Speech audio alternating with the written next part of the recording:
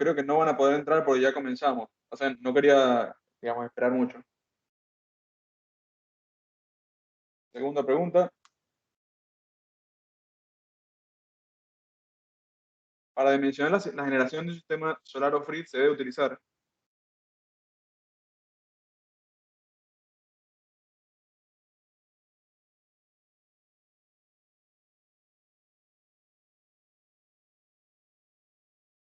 Correcto. ¿Cómo vienen? ¿Bien? Más o menos.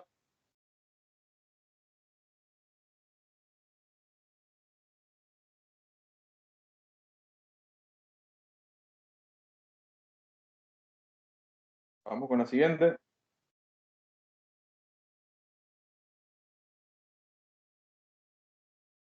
Y Jorge, son 10 segundos.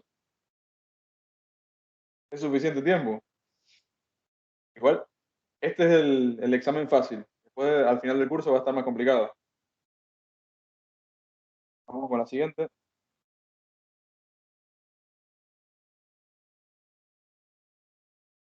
Regulador de carga más eficiente.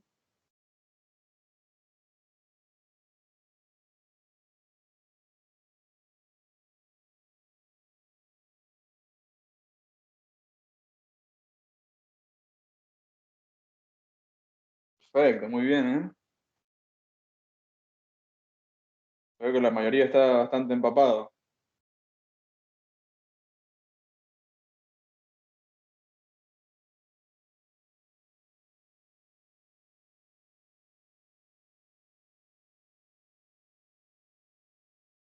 Y una competencia fuerte ahí entre Mauricio y Juan, parece, ¿eh? Y Eduardo.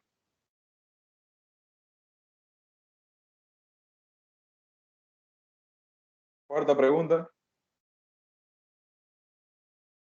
Para dimensionar el banco de baterías es necesario determinar.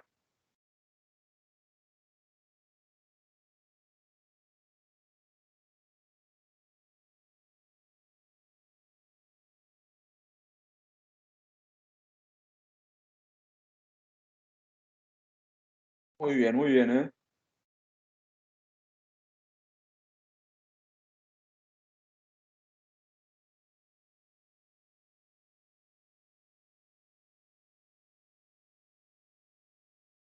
Se está escapando Juan.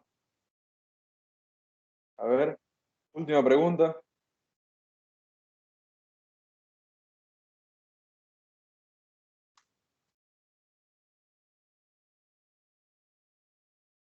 ¿Qué factor influye directamente en la vida útil de las baterías?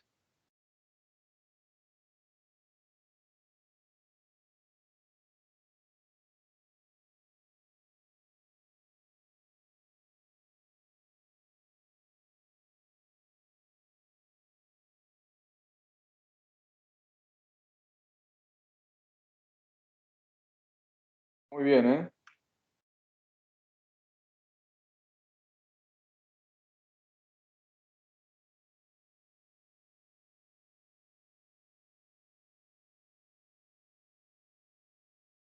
Tenemos ganador. Juan Gaona, Carlos Toledo y Emiliano.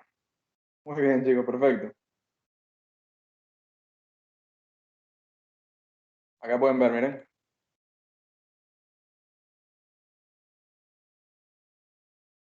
Así que, bueno, terminamos. Cierro esto. ¿Les gustó la dinámica? ¿Les parece divertido hacer el challenge al final del curso de esta manera?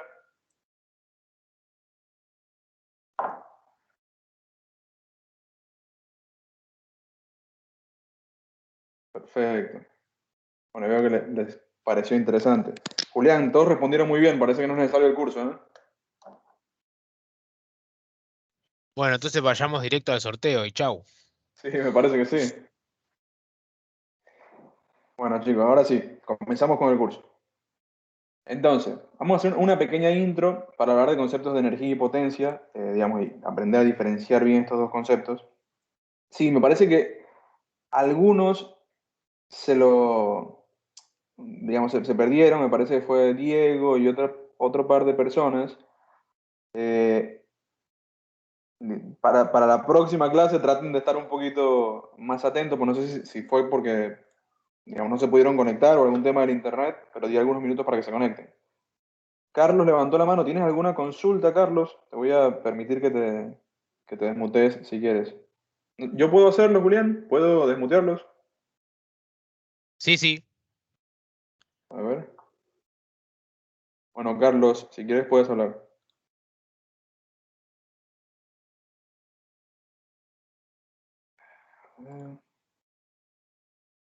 Carlos Hoptis Sí. levantó la mano.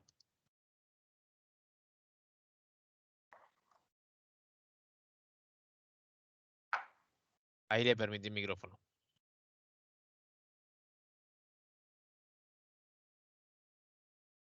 Carlos, tienes que desmutearte.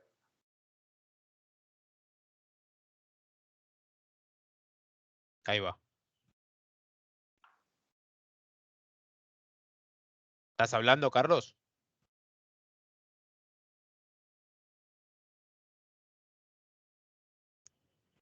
Bueno, no sé. No se te escucha. Bueno, arrancamos así no. No, no se te escucha, Carlos. Si quieres, si tienes alguna consulta, si quieres puedes hacerla por el chat también. Pero bueno, arranco con la capacitación. Lo primero y principal, digamos, vamos a arrancar un poquito con la definición o definiendo la diferencia entre lo que es la energía y la potencia, ¿sí? Esto es no sé si llamarlo problema o error que suelo encontrar en muchísimas propuestas o dimensionamientos, donde se confunde de manera muy clara la energía y la potencia, ¿sí? De hecho, he visto en muchas ocasiones que se estima, por ejemplo, el consumo de energía en kilowatts, o que se determina, por ejemplo, que una casa consume, por decir algo, 40 kilowatts de energía por día en lugar de 40 kilowatts hora. Entonces es muy importante diferenciar, ¿no?, qué es la energía, qué es la potencia, y digamos, aprender a utilizar correctamente las unidades. Ahora, técnicamente, cuando hablamos del concepto o la definición más habitual de la energía, en términos físicos, la energía es la capacidad para generar trabajo, ¿sí? ¿Qué puede ser este trabajo? Este trabajo puede ser, por ejemplo, mover un electrón de un punto A a un punto B, induciendo una diferencia de tensión, una diferencia de potencial, lo que llamamos corriente eléctrica. Puede ser, por ejemplo, mover un volumen de agua desde la base de un tanque hasta un tanque elevado. Necesito aplicar una cierta cantidad de energía, entregarle a ese volumen de agua en forma, por ejemplo, de energía hidráulica, con el objetivo de hacer que se mueva de un punto A a un punto B. Puede ser mover el eje de un motor, transformar energía química o energía en forma de un combustible fósil en energía mecánica, luego en energía cinética. Mantener encendida por ejemplo, una luminaria, etcétera, etcétera, etcétera. Entonces, la energía la tenemos que asociar o la asociamos a cantidad. Ahí veo que Carlos hizo un comentario: el dimensionamiento del banco, primero determinamos la corriente necesaria y en base a esa se hace con la profundidad de descarga y la autonomía. Carlos, te estás adelantando un montón. Si quieres, a lo que veamos la parte de dimensionamiento del banco de baterías, te respondo esa consulta. Guárdatela, por favor. Entonces, energía, de nuevo, lo asociamos a cantidad, perdón. Es decir, la energía o se consume o se entrega, ¿sí? Y la potencia está relacionada a la velocidad de consumo o de uso de esa energía o de producción de esa energía. Por ejemplo, si yo genero o utilizo 1 kWh, ¿sí?, en una hora, o lo utilizo 1 kWh en 2 horas, ¿en cuál de los casos creen que estoy demandando o consumiendo más potencia? Si consumo ese kWh en una hora o si lo consumo en 2 horas. Es decir, si lo consumo más rápido o más lento.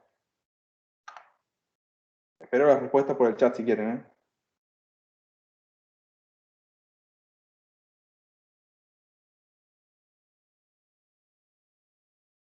Ahí veo la respuesta y sí, exactamente. Porque si consumo esa cantidad de energía en una hora, digamos, lo estoy haciendo más rápido que si lo hiciera en 2 horas, por lo tanto, la potencia, ¿sí?, que voy a demandar va a ser mayor. No, Marcelo, no es lo mismo, digamos, la demanda de potencia. Sí sería lo mismo, por ejemplo, una, un ejemplo. Si yo tengo que mover un volumen de agua de un punto A a un punto B, necesito elevarlo a un tanque, supongamos 1000 litros de agua, necesito elevarlo a un tanque que está a 5 metros. En términos energéticos, es lo mismo si lo hago en 1 hora o si lo hago en 10 minutos o si lo hago en 30 horas. Ahora, en términos de potencia, yo necesitaré más potencia o menos potencia en función de la velocidad a la cual yo bombeo esa agua. Si lo tengo que hacer muy rápido, necesito demandar más potencia, por lo tanto, necesito, por ejemplo, una bomba más grande. Si necesito hacerlo o puedo hacerlo con una menor velocidad, por ejemplo, en lugar de bombear esos 1000 litros de agua en 1 hora, lo bombeo en 10 horas, puedo utilizar una bomba 10 veces más pequeña y demandar 10 veces menos potencia. Sin embargo, la energía, ¿sí?, que se consume va a ser la misma, porque es básicamente lo mismo, digamos, en la teoría, ¿no? Encender una bomba, por ejemplo, de 10 HP durante 1 hora, que encender una bomba de 1 HP durante 10 horas. Sin embargo, en términos de potencia, sí que varía. Seguramente, si enciende una bomba de 1 HP, por citar algún ejemplo, durante 10 horas, puedo utilizar un inversor mucho más chico que si utilizo una bomba de 10 HP durante 1 hora. Y en términos generales, en teoría, le entrego la misma cantidad de energía al volumen de agua. ¿Se entiende esto? ¿Sí? Espero que sí. Entonces, digamos, la energía es un efecto teórico. Yo no puedo ver la energía de ninguna manera en la naturaleza. Sí puedo ver las manifestaciones de esta, cómo esta energía se manifiesta, pero no veo la energía como tal. No existe una forma de energía principal, por así decirlo.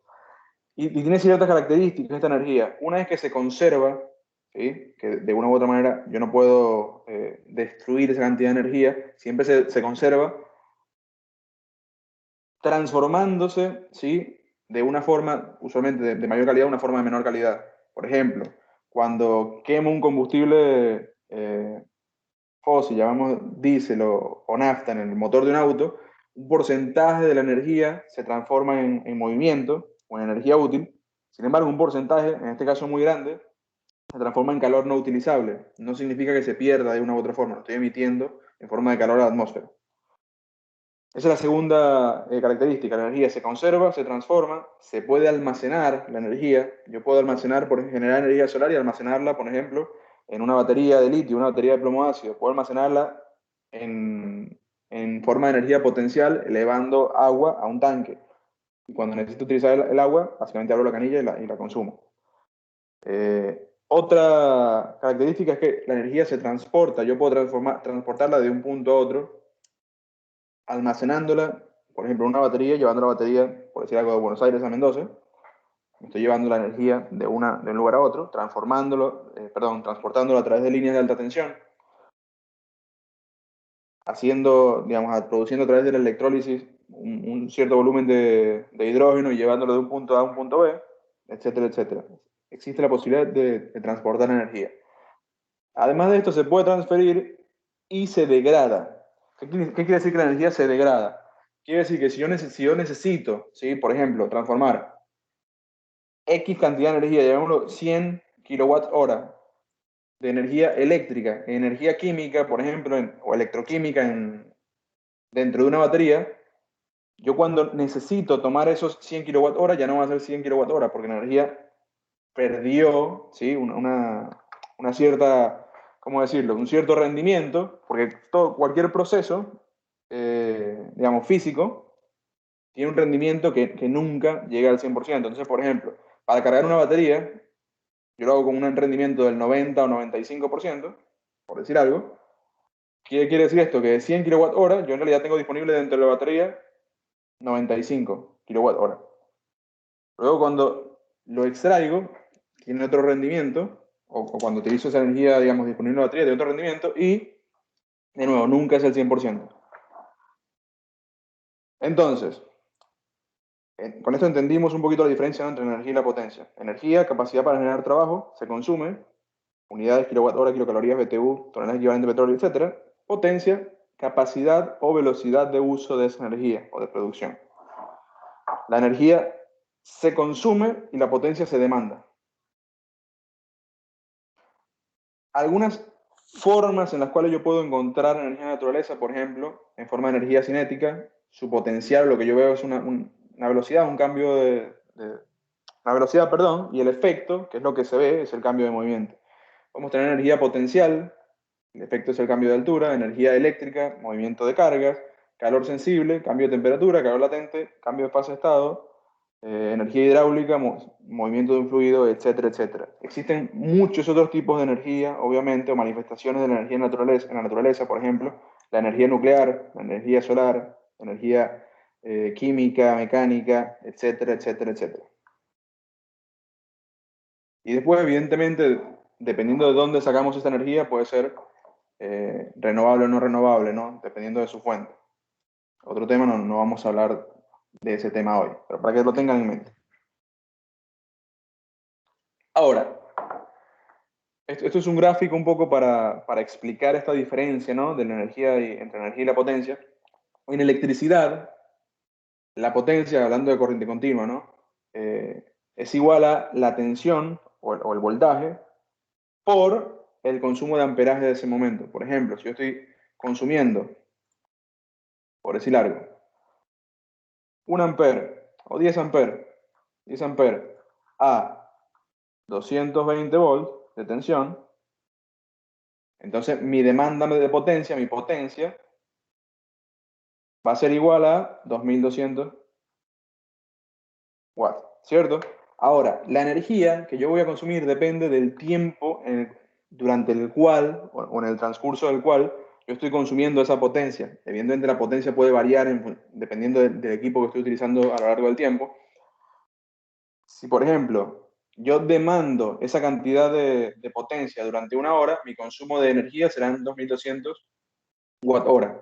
Si lo demando durante 10 horas, mi consumo de energía será 22.000 watt-hora, y así sucesivamente. Para que se imaginen un poco, lo ven de una forma más gráfica, cuando hablamos de potencia o para asociar la potencia, podemos asociarlo con un rectángulo o con un cuadrado, donde en función a cómo aumente la tensión o aumente la corriente, aumenta o disminuye la potencia que yo estoy demandando en ese momento o entregando.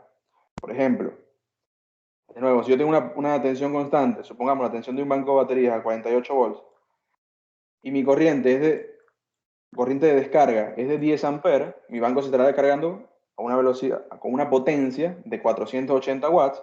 Si aumenta esa corriente y se va, por ejemplo, a 100 amperes, estamos hablando de 4800 watts. Y así sucesivamente. Entonces este rectángulo se va a hacer más grande o más chico en función a la corriente y la tensión que estoy demandando en ese momento.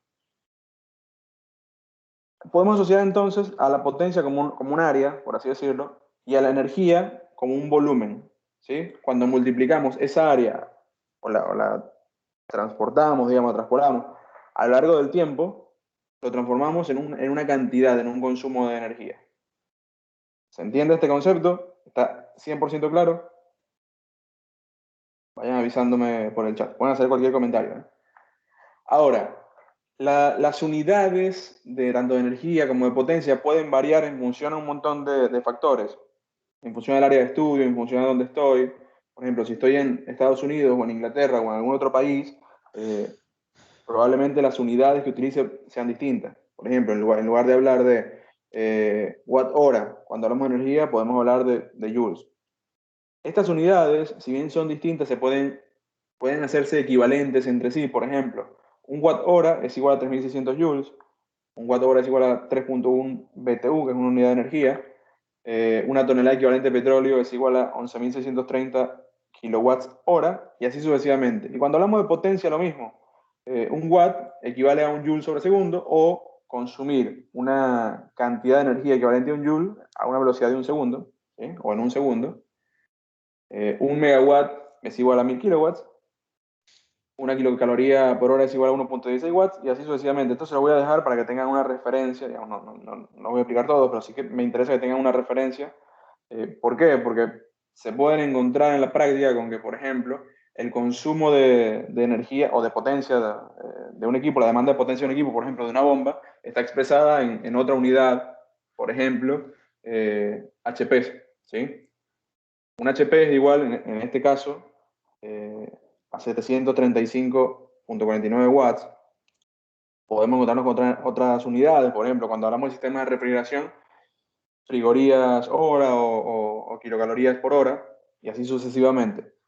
O en el proceso de dimensionamiento, digamos, del sistema off-grid, vamos a hablar siempre, cuando hablamos de unidades de potencia, en watts, y cuando hablamos de unidades de energía, en watt-hora. Van a ser las unidades con las que vamos a trabajar. Las fórmulas que les voy a presentar acá están preparadas para trabajar con esas unidades, por así decirlo. Y bueno, después existen distintos prefijos que multiplican las cantidades o las dividen, digamos.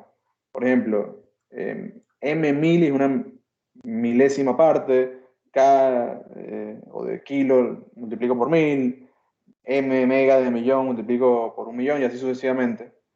Y esto es muy importante asociado al uso de unidades porque he visto en muchos casos que, por ejemplo, se expresa watts en W minúscula o por ejemplo, megawatts M minúscula W y en realidad son miliwatts y así sucesivamente. Siempre que hablamos de watts, ¿sí? O usualmente unidades asociadas al apellido de una persona, se expresan en mayúsculas. Por ejemplo, watt hora es W mayúscula, H minúscula, kilowatt hora, K minúscula, W mayúscula, H minúscula, y así sucesivamente. Y es muy importante hacer un uso correcto de estas unidades, ¿no? Ahora, seguimos avanzando un poquito.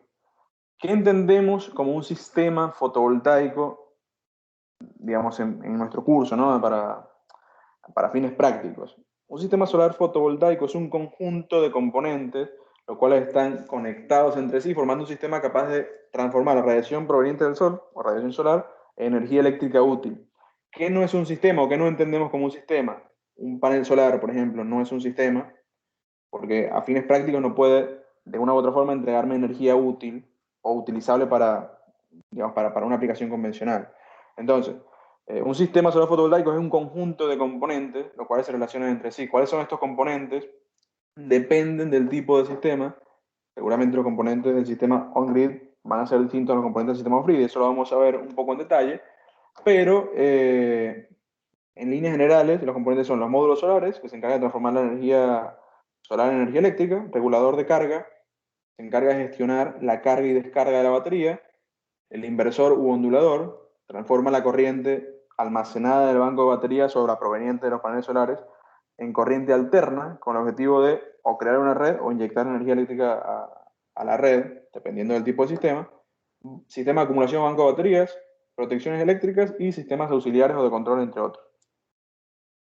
Esto no lo voy a explicar, pero bueno, parte del proceso mediante el cual los módulos solares o paneles solares transforman energía solar o la radiación solar en energía eléctrica se llama efecto fotoeléctrico. Después, cualquier consulta que tengan o alguna duda, me pueden consultar, obviamente. Ahora, en la práctica existen básicamente tres tipos de sistemas solares fotovoltaicos, dependiendo de la aplicación. Estos son sistemas solares on-grid, los cuales se encargan básicamente de transformar la energía solar en energía eléctrica e inyectar la energía a la red o autoconsumirla e inyectar los excedentes con el objetivo de generar un ahorro de energía o un revenue si estoy, no sé, inyectando energía a un parque solar, por ejemplo. Luego tenemos los sistemas off-grid, que son sistemas en los cuales el objetivo principal es crear una red eléctrica, por lo tanto son sistemas que necesitan sí o sí de un banco de baterías con el objetivo de entregar energía o a la noche o en momentos durante el día en los cuales no tengo radiación solar disponible para producir la cantidad de energía que necesito. Y luego tenemos sistemas especiales o dedicados, los cuales están pensados principalmente para cubrir una necesidad puntual. Por ejemplo, sistemas de bombeo solar, una luminaria solar, por decir algo, un ionizador de pileta solar, son sistemas solares fotovoltaicos que se encargan de cubrir una necesidad puntual. No son on-grid, porque básicamente no se conectan a la red eléctrica con el objetivo de generar un ahorro, y tampoco son on-grid porque no crean una red eléctrica. ¿Se entiende esto? Vamos, ¿no? Ahora, detallemos un poquito estos sistemas para ya entrar con la parte de sistemas off-grid, ¿no? Un sistema on-grid, digamos, o conectado a la red eléctrica, GridTie, como lo quieran llamar, existen distintos nombres, es un sistema en el cual, digamos, el objetivo es generar un ahorro de energía o generar o ahorrar dinero, ¿sí? En este tipo de sistemas, yo genero energía a través de los paneles solares o sistemas de generación, la transformo de continua a alterna y la inyecto directamente o a la red eléctrica, en el caso de un sistema, por ejemplo, utility scale, un parque solar, o consumo la energía y el excedente lo vuelco a la red.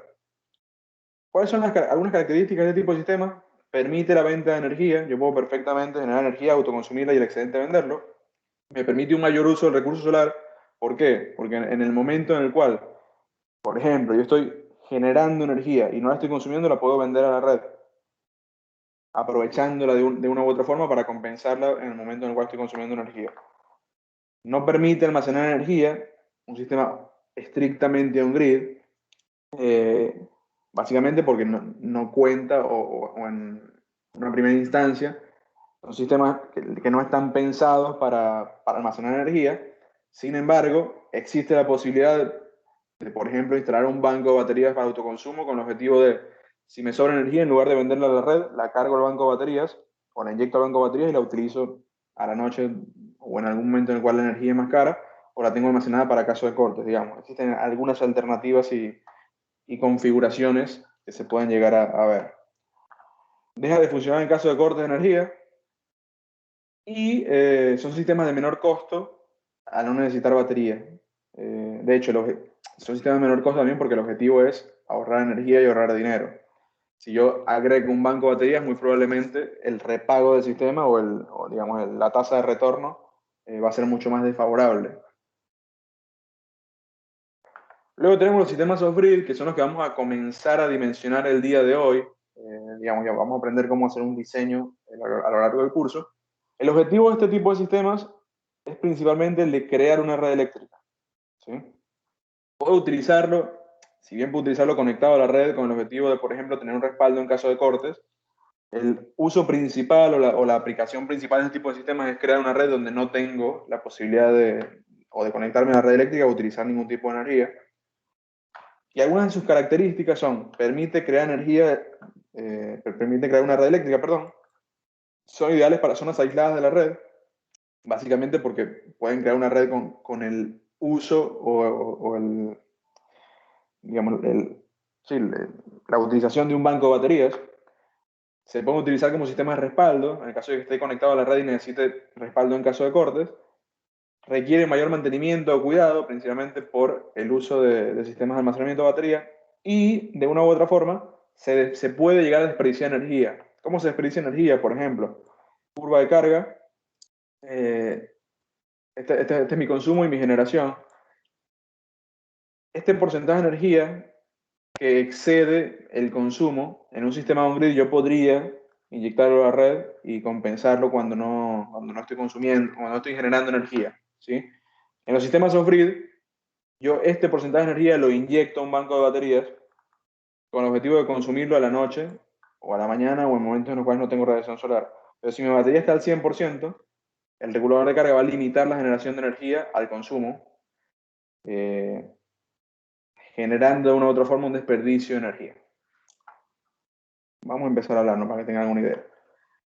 Los sistemas solares off-grid están compuestos, o digamos, los equipos que lo integran son los módulos solares fotovoltaicos, se encargan de transformar energía solar en energía eléctrica. Regulador de carga es el componente del sistema que se encarga de gestionar la carga y descarga de la batería y no permite básicamente que la batería se descargue de noche a través del módulo solar. Eh, Batería o sistema de almacenamiento es el componente del sistema que se encarga de almacenar energía.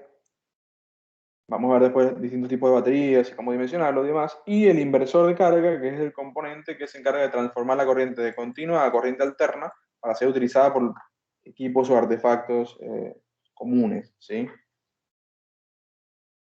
Ahora,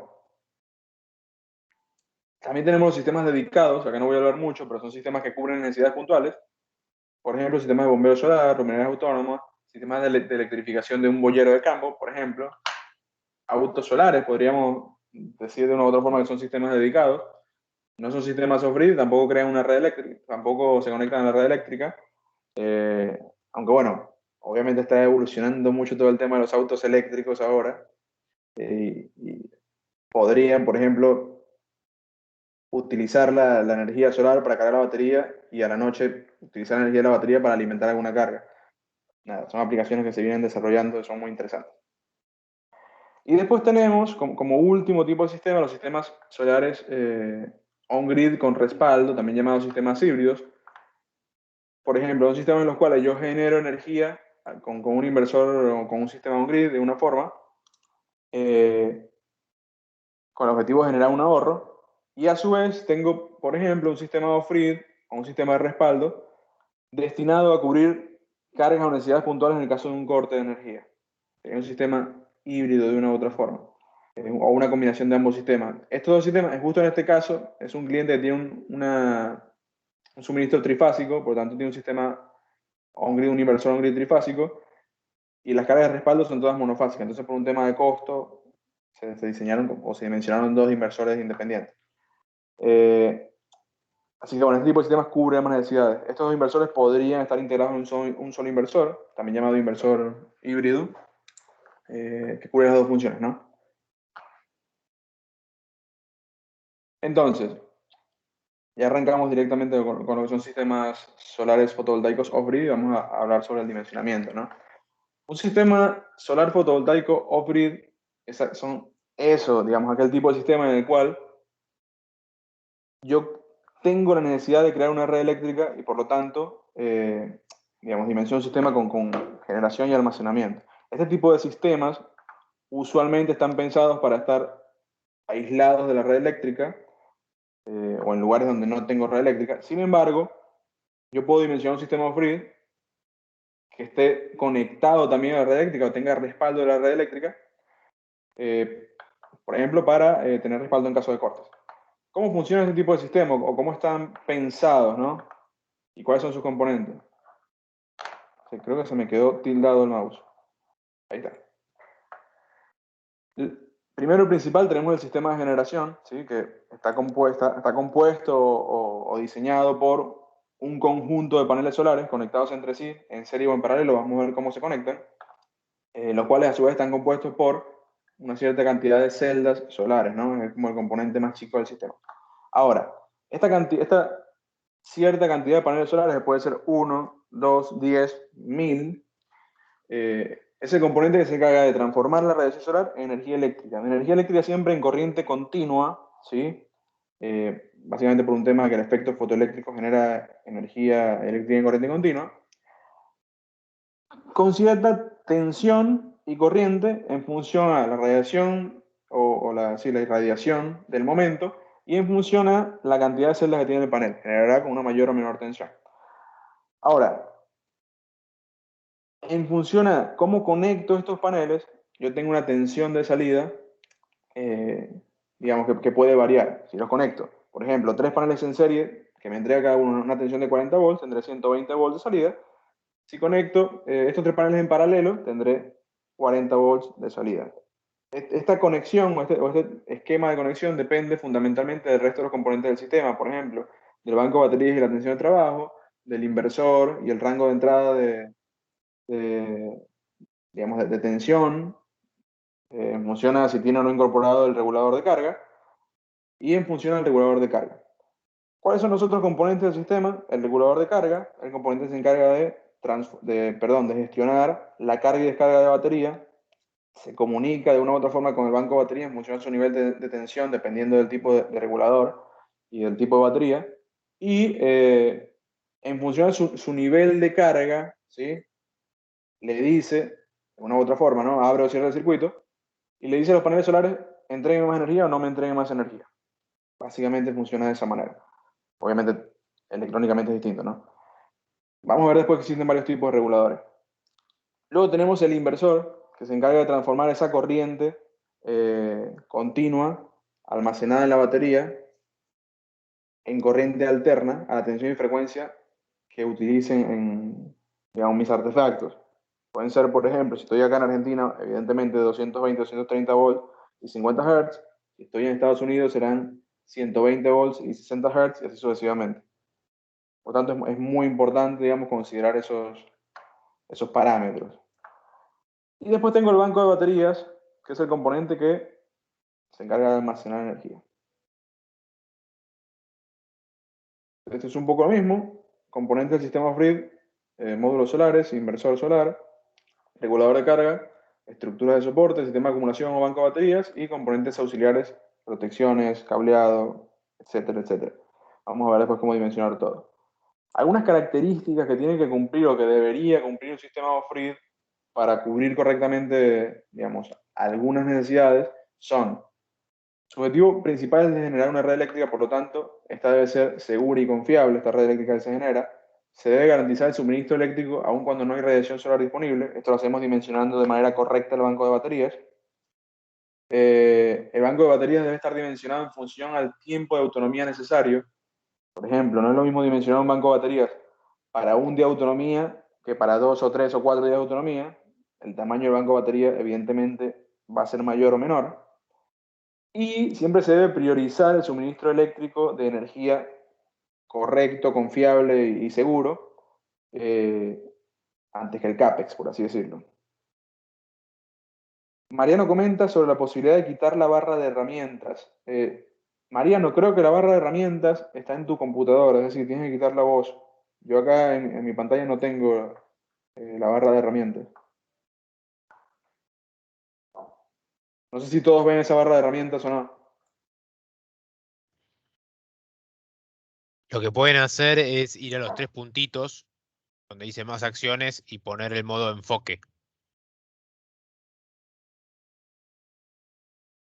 Si ponen el modo enfoque, solo van a ver más grande la pantalla en realidad.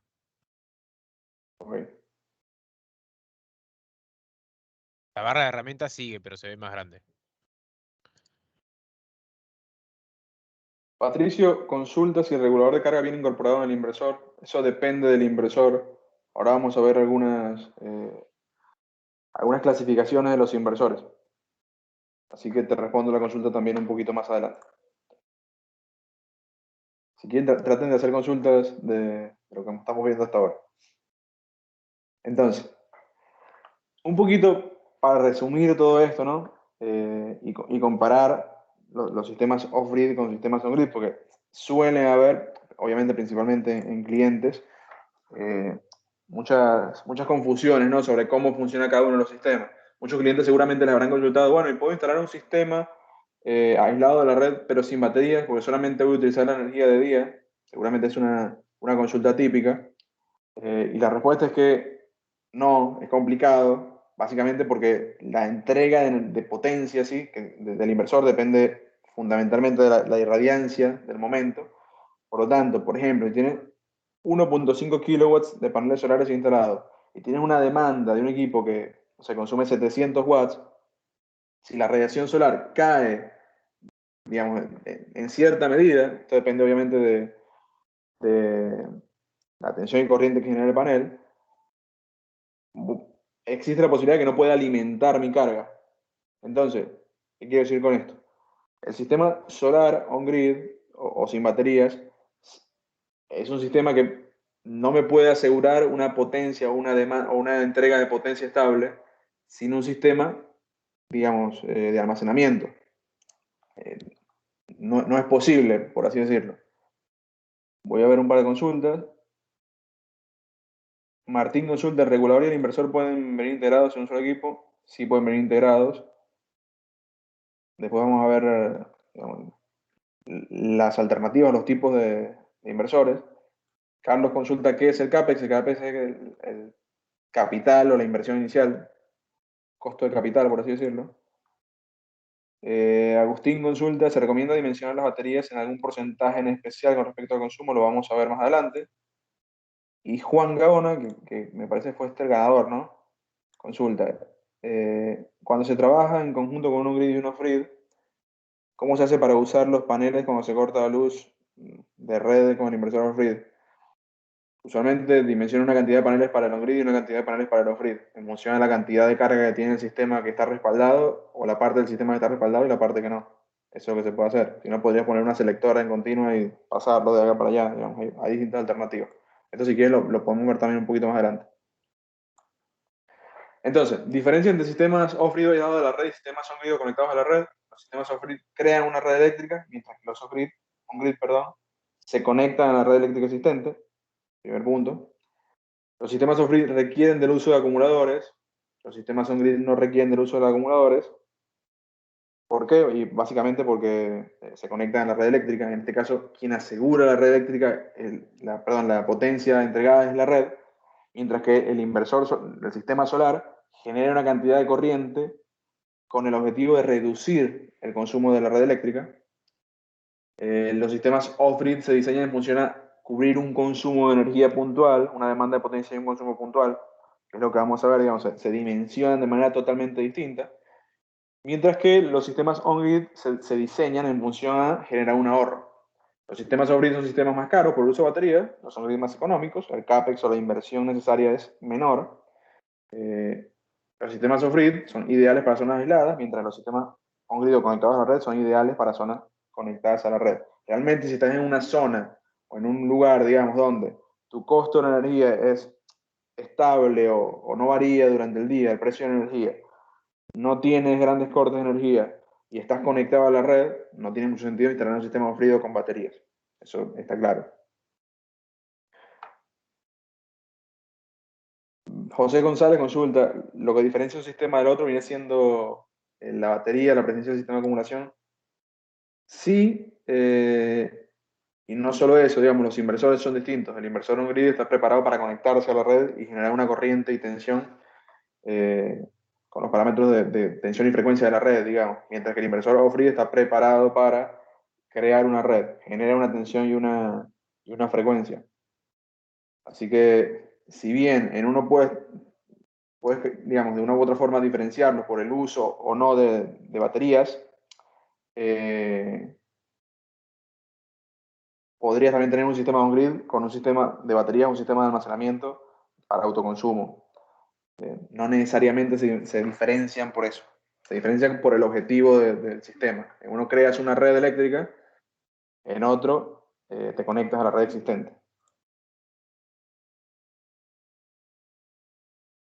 Ahora, hasta acá un poco la intro. De nuevo, el curso no es un curso de energía solar, eh, digamos, general, por lo tanto hay un montón de conceptos que no estamos viendo asociados a, de nuevo, geometría solar. Me imagino o espero que todos más o menos sepan lo que es el azimut, el, la inclinación, la, digamos, radiación global horizontal, difusa, directa, etcétera, etcétera. Si no, obviamente pueden hacer alguna consulta durante el curso, pero mi objetivo de hacer esta intro era un poquito refrescar algunos conocimientos, ¿no? Hasta acá tienen alguna consulta porque vamos a entrar con lo que es dimensionamiento del sistema. Eh, Claudio, teóricamente estoy mostrando mi pantalla. Deberías verla. Ahí veo un par de consultas, las leo. Ezequiel consulta, si mi red eléctrica es a base de un generador o grupo electrógeno, por ejemplo, ¿estaría bien el grupo on-grid? No estaría bien por distintos motivos técnicos. Acá puedo hablar una hora respondiendo a esa consulta, pero depende del tamaño del generador. O sea, podría generar un porcentaje de energía para que el generador trabaje con menos carga o que encienda, por ejemplo, puedes tener tres generadores y que encienda solamente uno en lugar de los tres, algo así por el estilo, pero en realidad cuando alimentas una carga con un generador eléctrico lo comparas con un sistema off-grid, con el objetivo de que no uses el generador. Eh, no sé si eso responde a tu consulta. Es una pregunta bastante extensa para responder con mucho detalle, ¿no? Nicolás consulta, buenas tardes Héctor, en el caso de la línea SPF de Growatt que permite sistemas off-grid sin baterías, ¿la potencia varía en función de la radiación? Por supuesto. En realidad, Julián, por favor corrígeme si me equivoco, no es que el inversor genere una corriente sin baterías, es que puedes conectarte a la red de una u otra forma y utilizarlo como una especie de off-grid sin inyección para reducir el consumo sin necesidad de baterías. Pero no puedes crear una red eléctrica sin baterías. ¿Estoy en lo correcto, Julián? Con No, el sí, sí, SPF. ese sí puede. Los 5000S o los 3500S pueden generar 220 sin baterías. Pero lo que pasa es que no es una. A ver, es una situación medio inestable porque en cualquier momento, Claro, digamos, puede caer la tensión que genera o estar funcionando bien. La verdad que si tenés una carga muy pequeña y tenés mucha potencia solar, puede funcionar bien, eh, pero si está justo, la verdad que no es recomendable. Claro, ese tipo de sistemas usualmente se utiliza en casos de emergencia. Por ejemplo, hay algunos inversores on-grid que tienen un modo de funcionamiento que se llama SPS o Secure Power Supply, que te pueden entregar cuando tienes radiación solar una, digamos, una corriente más o menos estable, pero con el objetivo de, no sé, cargar una radio, cargar un Claro. teléfono en caso de una emergencia o algo por el estilo. No crear una red, digamos. Sí, y por ejemplo, un caso podría ser que tengas, no sé, algún ventilador de baja potencia conectado al inversor y tengas mucha potencia solar y que digas, bueno, cuando hay potencia solar y hay mucho sol y calor, quiero usar el ventilador. Bueno, probablemente ahí va a funcionar.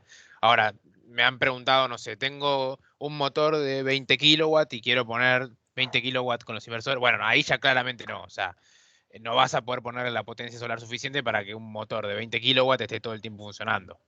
Eso está claro que no. Pero para cargas pequeñas, como dijo Héctor, puede funcionar bien. Claro, exactamente. Y cargas, evidentemente, en las cuales la variación de la potencia no genere ningún conflicto. Por ejemplo, También. no, Sí, no sí. te recomendaría hacerlo para alimentar una heladera, vas a quemar la heladera, porque cuando caiga la radiación Correcto. solar va a disminuir la potencia, va a trabajar con mayor, va a demandar de una u otra forma, eh, no va a demandar, va a trabajar con parámetros inadecuados y probablemente se caliente y se queme, por ejemplo. Eh, lo haría para un teléfono celular, cargar una notebook, algo por el estilo. Entonces, ¿alguna otra consulta para continuar? ¿Todo bien hasta ahora? ¿Todos entienden la diferencia entre un sistema on-grid y un sistema off-grid?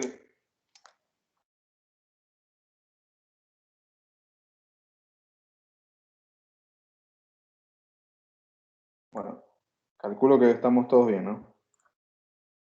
Ahí veo, sí, perfectos, perfecto. Martín Thibaut consulta si tengo días nublados en un off-grid, puedo conectar un equipo generador solo para cargar las baterías. Sí, teóricamente sí puedes. Con algunos generadores, que como no entregan una frecuencia muy estable, suelen haber conflictos con los inversores y terminan no cargando las baterías.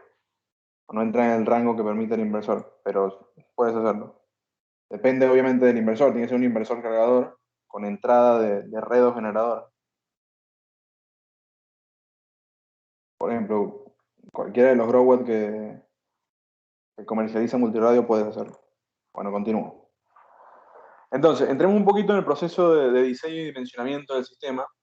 Eh, acá me gustaría aclararles que este es un proceso muy iterativo y que el proceso, digamos, o las etapas o el procedimiento que se utiliza varía, puede variar en función de la bibliografía que encuentren, digamos. Este proceso de dimensionamiento que les traigo es el que yo utilizo, que ha sido recopilado de distintos tipos de bibliografía. Pero, por ejemplo, desde un ejemplo de cómo puede variar. Algunas bibliografías te indican, primero dimensiona el sistema de acumulación y después el sistema de generación. Otras, primero el sistema de generación y después el sistema de acumulación. O primero el inversor. Y así sucesivamente. Eso puede variar en el proceso y esa variación, digamos, te hace tomar distintas decisiones. Se van a dar cuenta que, por ejemplo, yo recomiendo seleccionar primero el inversor, porque el inversor te determina la tensión de entrada de banco de baterías, el rango de tensión de trabajo del MPPT en el caso de tener un regulador incorporado y así sucesivamente. Entonces suele ser conveniente hacerlo de esa manera, pero puede variar sin ningún problema. Entonces, ¿cuál es el procedimiento que vamos a utilizar? Uno, establecer las bases de diseño del sistema. Se deben establecer las bases del proyecto asociadas a la autonomía requerida, presupuesto, tecnología a utilizar, etcétera, etcétera. Por ejemplo, una consideración o base de diseño puede ser el presupuesto. Quiero armar un cliente, una red eléctrica off-grid para una casa en el campo, pero tengo un presupuesto de $20,000, por ejemplo. Por así decirlo, eso puede llegar a limitar un montón de cosas. Ahora vamos a ver cuáles pueden ser, ¿no? Luego vamos a estimar el consumo eléctrico a cubrir y la demanda de potencia. Y en este caso se debe estimar y dimensionar las necesidades energéticas abastecidas asociadas a los equipos y artefactos a alimentar, el consumo de energía diario y la demanda máxima de potencia. Luego, digamos, lo separé como en 4 etapas. Luego tenemos que evaluar el recurso solar de la zona. Esta etapa deberá relevar data meteorológica del emplazamiento y se determina la hora solar pico para calcular la generación de energía. Y luego tenemos que dimensionar los equipos, ¿sí? ¿Cuáles equipos? Inversor y regulador, módulos solares fotovoltaicos, sistema de acumulación, cableado y protecciones, estructura de soporte, etcétera, etcétera. Acá digamos, la clase de hoy, o el dimensionamiento que vamos a hacer hoy, vamos a llegar hasta, si llegamos, capaz no llegamos, hasta el dimensionamiento y selección del sistema de acumulación de banco de baterías. Y mañana vamos a seguir con todo lo que es estructura de soporte, cableado, protecciones, etcétera, etcétera. Ahora, la primera etapa o la primera parte del proceso es básicamente establecer las bases de diseño del sistema. Y acá tenemos consideraciones que pueden ser técnicas o no técnicas. Dentro de las consideraciones técnicas tenemos los equipos que vamos a alimentar, cuáles son los equipos. Por ejemplo, no es lo mismo alimentar, no sé, un lavarropas que alimentar, obviamente, un ventilador o un televisor, etcétera, etcétera. Entonces yo tengo que saber exactamente. Acá el ejercicio que vamos a hacer está pensado principalmente en una casa de campo, por ejemplo, o una casa aislada de la red. Sin embargo, lo pueden extrapolar, lo pueden llevar a una fábrica, a cualquier, digamos, aplicación con el mismo procedimiento. Entonces, lo primero es establecer o determinar cuáles son los equipos a alimentar, el tiempo de uso de esos equipos, el tipo de superficie de la instalación con el objetivo de determinar el banco de baterías, la superficie disponible. Yo puedo hacer una instalación, por ejemplo, para una casa en campo que tiene un techo de 10 por 2 metros y no tengo más superficie, entonces eso me puede determinar la generación del sistema. Orientación, inclinación, estacionalidad del consumo. ¿Por qué estacionalidad del consumo? Por lo mismo. Por ejemplo, una casa de campo no es lo mismo, digamos, dimensionar un sistema para una casa de campo que se utiliza solamente durante los meses de enero y febrero, porque es una casa de verano, van solamente en el verano quienes habitan, o una casa que se utiliza de manera constante todo el año. Se debe entender muy bien cómo el consumo varía con las estaciones, con el objetivo de machearlo de una u otra forma o compararlo con la generación, digamos, en cada momento del año o en cada mes. Obviamente, durante el invierno voy a generar menos energía que durante el verano y hay que ver cómo esto se compara con el consumo. Si el consumo efectivamente es menor en invierno que en el verano, o es un consumo constante, etcétera, etcétera. Vamos a hacer algunos ejercicios. Luego, entender si tengo la posibilidad de tener respaldo por un grupo de electrógeno, porque yo podría perfectamente dimensionar un sistema un poco más chico, con el objetivo que en invierno, si me llego a quedar sin energía, enciendo un par de horas de grupo de electrógeno y cargo el banco de baterías, acceso o no a la red eléctrica, tiempo de autonomía necesario, y el tiempo de autonomía necesario está asociado a dos cosas. Uno, a las condiciones climatológicas del lugar. En lugares donde tengo mucha nubosidad o muchas lluvias, usualmente los días de autonomía tienen que ser mayores, porque existen más posibilidades de tener cierta cantidad de días sin radiación solar. Y dos, a la criticidad del consumo. Por ejemplo, obviamente si es, supongamos, una unidad ambulatoria o un hospital, una unidad de atención médica en el medio del campo que no tiene red eléctrica, la cantidad de días de autonomía digamos, la criticidad de ese consumo es mucho mayor que una casa de verano en el cual se va a vacacionar, evidentemente. Entonces esto hay que entenderlo muy bien y es un parámetro que no hay una fórmula para determinarlo, usualmente se determina con el cliente. Más o menos durante cuánto tiempo necesitas que te abastezca el sistema en caso de no tengas ningún tipo de radiación solar. Por ejemplo. Perfil de consumo, si es diurno o nocturno. ¿Y esto en qué me cambia? Bueno, si el perfil de consumo es, digamos, principalmente nocturno, el ciclado del banco de baterías probablemente sea mayor y el tiempo de vida menor. Entonces, esto se tiene que estimar. Posible ubicación de los equipos para determinar las distancias entre los mismos y después, a través de la fórmula que les voy a presentar, calcular la caída de tensión estimada y la sección del cable.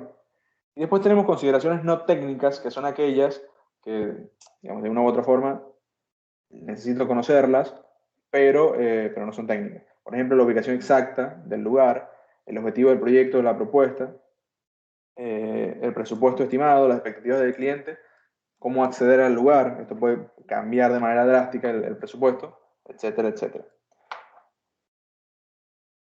Ahora,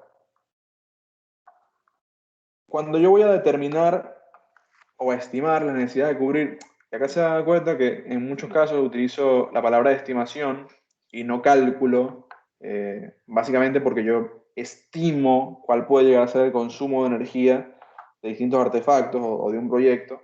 Es difícil calcularlo de manera precisa, porque, por ejemplo, si el cliente me dice, mira, yo voy a utilizar el televisor durante 2 horas al día,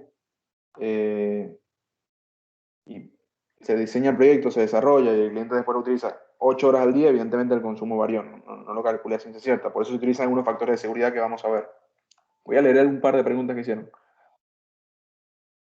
Carlos comenta, en mi caso, el Voltronic Expert BM no tuve drama con la calidad de grupo electrógeno por si sirve la info. Por supuesto que sirve. Sebastián, si tengo un sistema on-grid, se corta la energía de la red con otro sistema off-grid, podría alimentar el on-grid para que no se corte la producción. No deberías, no se podría, porque los sistemas off-grid no están preparados para que le inyectes energía al sistema, por lo menos por la parte por la que entregan energía. Probablemente se vaya a acordar.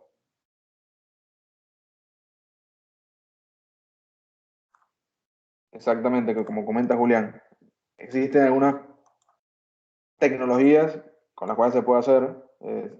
Hace coupling, es básicamente acoplarlos del lado de alterna, pero solamente algunas marcas. Con un inversor OWAT probablemente no puedas hacerlo. Con SMA, Sunny Island y los Sony Power podrías. También hablará sobre las canalizaciones y tipos de conexiones eléctricas. Sí, lo vamos a hablar. Ahí veo que Julián está respondiendo. ¿A qué se refiere con perfil de consumo? Digamos, el perfil de consumo es cómo se consume la energía durante un día, y eso depende de cómo se utiliza de una u otra forma, por ejemplo, la casa. Por ejemplo, tengo un gráfico de potencia en el tiempo, de 0 a 24 horas. Una, no sé, oficina usualmente consume energía durante el día. Este es el consumo de energía, ¿no? La demanda de potencia a lo largo del tiempo en un día. Una casa usualmente tiene un consumo que es, digamos, mayor a la mañana, cae, y después tenemos un pico con forma de curva de pato, se lo llaman en algunos casos. Puedo no consumir nada de energía durante el día y consumir a la noche, y así sucesivamente, dependiendo de cómo es este perfil. El ciclado de la batería en caso de un sistema grid será mayor o menor. Si el consumo es solamente de noche, la batería se va a ciclar mucho más que si el consumo es solamente de día. Usualmente se estima más o menos un ciclo por día el sistema de almacenamiento, pero depende de un montón de factores. Vamos a ir viendo a lo largo del curso.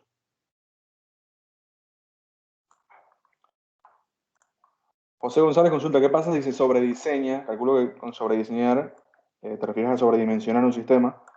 Aparte de que sale más caro, nada. Vas a tener un sistema probablemente más confiable que va a trabajar con menor carga, pero va a ser mucho más caro, no tiene sentido. Entonces, acá me quedé. Para estimar el consumo de energía o las necesidades a cubrir, para cubrirlas con un sistema on-grid, off-grid, perdón, se me cerró. Existen como dos posibles escenarios, ¿no? Un escenario es un escenario en el cual yo ya conozco, o el cliente tiene instalados, por ejemplo, los consumos que tengo que alimentar. Un ejemplo claro es una casa de campo, la cual, digamos, tiene artefactos eléctricos y el cliente los alimenta, por ejemplo, o con un sistema solar, eólico, mini hidráulico, etcétera, etcétera, que ya tiene instalado, o con un grupo electrógeno, por ejemplo. En ese caso, yo podría, de una u otra forma, ir a la casa, encender todos los artefactos, medir con una pinza amperométrica y estimar más o menos la demanda máxima de potencia que tiene, por ejemplo. O podría ir, ver la hoja de datos de cada uno de los artefactos, digamos, relevar la potencia que consumen y en función al tiempo de uso diario estimado, estimar la demanda de energía. Esa es una posibilidad, ¿no? Donde los consumos ya existen. Otra posibilidad o otro escenario, que suele ser el más habitual, es por ejemplo una casa, voy a ir siempre con el ejemplo de casa campo, no, pero puede ser cualquier otro ejemplo. Puede ser un pueblo, una microred. Una casa de campo en el cual el cliente está construyéndola, está buscando alguna alternativa para generar energía y sus alternativas pueden ser instalar un grupo de electrógeno, digamos, de cierta potencia, traer la red eléctrica algunos kilómetros, que probablemente sea mucho más caro, o dimensionar un sistema solar fotovoltaico off-grid aislado de la red para alimentar los consumos. En este caso, digamos, el consumo de abastecer, como no está instalado, se debe proyectar y estimar. ¿Y cómo se proyecta? Vamos a verlo ahora. Pero, algo que les quería traer, existen algunas tablas, esta es una tabla creo que es de la Subsecretaría de Energía, donde podemos encontrarnos con distintos artefactos, electrodomésticos principalmente, la potencia nominal de consumo, la potencia promedio y el tiempo de uso estimado por día. Porque yo para determinar el consumo de energía digamos, de un proyecto off-grid y determinar además la, la demanda máxima de potencia, tengo que establecer cuáles van a ser los equipos que voy a alimentar, su potencia, la cantidad de equipos y el tiempo de uso promedio por día para estimar su consumo de energía. Entonces, para que tengan alguna idea, estos pueden ser los consumos habituales de algunos artefactos. Por ejemplo, un termotanque, unos 3000 watts, termotanque eléctrico obviamente, un lavarropa, un agua caliente de unos 2500, aire acondicionado 2200, frigorías 1350, por ejemplo, lavarropas automático sin agua caliente, unos 500 watts, una bomba de medio HP, unos 3370 watts, heladera 180, reproductor de video 100 y así sucesivamente, ¿no? Eh, Después tengo la potencia nominal con la cual yo voy a estimar digamos, la demanda máxima de potencia de mi sistema y tengo la potencia promedio. ¿Cuál creen que sea la diferencia entre la potencia nominal y potencia promedio? A ver, espero sus respuestas.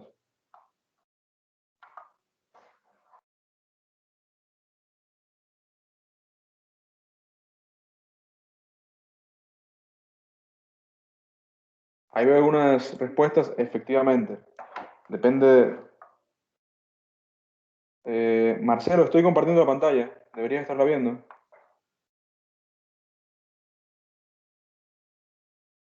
¿Alguien más no ve la pantalla?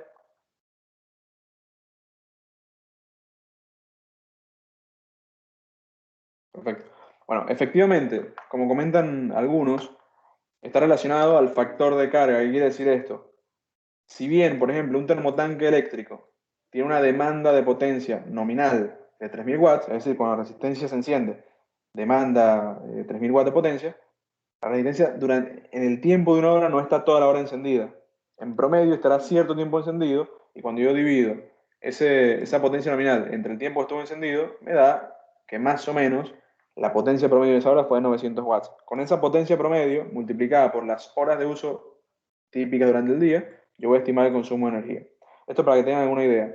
Y una característica principal, ¿no? que se puede ver en esta tabla es que los artefactos que tienen un mayor consumo, una mayor demanda de potencia, que son los que están arriba, tienen una característica en común.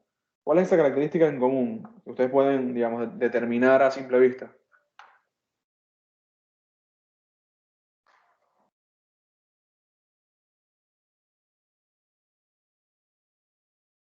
¿Cuál les parece que es la característica en común que tienen estos equipos? ¿Sí? Que son los que tienen un mayor consumo, un consumo mayor a 1000 watts probablemente.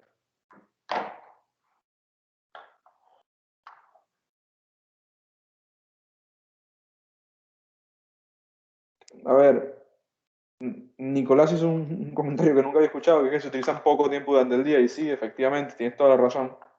Y además de eso, eh, digamos, presentan un consumo, una demanda de potencia importante asociada a la transformación digamos, en calor de energía eléctrica, por medio de una resistencia usualmente. Entonces, ¿a qué quiero llegar con esto? Típicamente es mucho más conveniente, por ejemplo, en términos económicos, decirle al cliente, mira, en lugar de utilizar un termotanque eléctrico en una zona donde estás aislada de la red, digamos, para ser abastecido con un sistema solar off-grid, por ahí te conviene, en lugar de eso, instalar un termotanque solar, por ejemplo, o calefaccionar digamos, calentar agua con alguna otra tecnología, y así sucesivamente. Siempre es importante cuando se va a dimensionar un proyecto, hacer un poquito de eficiencia energética o evaluar, digamos, de manera correcta el uso racional y razonable de la energía. De nuevo, por ahí me conviene, en lugar de, por ejemplo, instalar un caloventor, instalar una estufa pellet. Y de esa manera, el tamaño de mi sistema va a ser muchísimo más chico. Como va a ser muchísimo más chico, va a ser, digamos, mucho más barato. ¿Sí? Ahí veo que hay algunos comentarios. Nicolás Hugo comenta, conviene ponerle un termotanque solar con resistencia para compensar los días en que no calienta bien el agua o estaríamos en la misma situación. Se podría hacer, podrías, por ejemplo, instalar un termotanque solar con una resistencia no tan grande y colocar un timer para que la resistencia se encienda solamente durante las horas del mediodía, por ejemplo. Se podría llegar a hacer. Tener muy en cuenta la simultaneidad de los equipos, comentan, efectivamente. De igual manera, cuando dimensionas el sistema solar, y principalmente cuando seleccionas el inversor, tienes que tener en cuenta el peor escenario, más cuando estás off-grid. Cuando estás conectado a la red y el inversor está conectado a la red, que tiene la posibilidad de hacer un bypass, en el caso de, por ejemplo, un inversor Growatt, se pase de 5 kilowatts, si puedes hacer un bypass con la red eléctrica, por ahí no es tan grave. Por ejemplo, se pasó la carga a 6 kilowatts, pero cuando estás aislado de la red, tienes que garantizar que eso no va a ocurrir, por dos motivos. Uno, para que el inversor no trabaje con una carga tan alta de manera constante, y dos, para que no te pases de carga o de la carga que te pueda alimentar, abastecer o que pueda alimentar el inversor, porque se cortaría. Entonces, bueno, acá para que tengan una idea, esto se lo llevan como de regalo, ¿no? La tabla. Y veo algunas consultas, ahora las respondo. A ver, Alexander, pero con los subsidios a la energía y electricidad, por eso no hay consideración de alternativas de calefacción. Si estás conectado a la red, esta probablemente es un comentario muy válido. Cuando estás aislado de la red, lo comparas digamos, o te limita de una u otra forma el tamaño de la instalación solar fotovoltaica, por lo tanto el costo probablemente aumente mucho, dependiendo de las alternativas de calefacción. Entonces en ese caso sí se debe considerar, o se debería considerar, obviamente. A ver, obviamente yo puedo alimentar casi cualquier cosa con un sistema solar fotovoltaico. ¿Cómo? Y diseño un sistema con un banco de baterías muy grande, con mucha generación, con mucha potencia, digamos, de inversores, y listo. Pero en términos técnico-económicos, por ahí no es lo más razonable. A eso me refiero. Y esos equipos de alta potencia conviene usarlos en horas diurnas, por supuesto, digamos. Exige menos el banco de baterías y además aprovechas directamente la energía solar, que probablemente te pueda llegar a sobrar un poco durante el día. También hay que tener en cuenta las corrientes pico de arranque de los motores y las cargas. Sí, efectivamente. Ahora cuando dimensionamos el inversor, te vas a dar cuenta que usualmente soportan picos de arranque durante unos segundos. ¿Qué pasa si supera la potencia del inversor? Porque, por ejemplo, dimensionaste un TV para 4 horas y el cliente lo deja prendido todo el día. Bueno, en ese caso no superarías la potencia del inversor, sino que superarías digamos, o te excederías del consumo de energía estimado. Kevin consulta si se va a enviar el PPT. Se va a enviar. Entiendo que lo envía luego Julián. Y después Felipe responde a esta consulta y seguimos. Se considera el consumo del propio inversor, porque en varios webinars e incluso en cursos no lo consideran. Por ejemplo, algunos consumen 25 watts y en 24 horas son 600 watt hora. Es bastante energía como para no considerarlo. Usualmente, por ejemplo, yo lo considero de manera indirecta. Lo que hago es multiplicar el consumo, ahora lo van a ver por un factor de seguridad, que ahí lo considerarías de una u otra forma, ese consumo de energía del inversor. Entonces, digamos, obviamente tienes que considerar el consumo de energía o el autoconsumo del inversor, tienes que considerar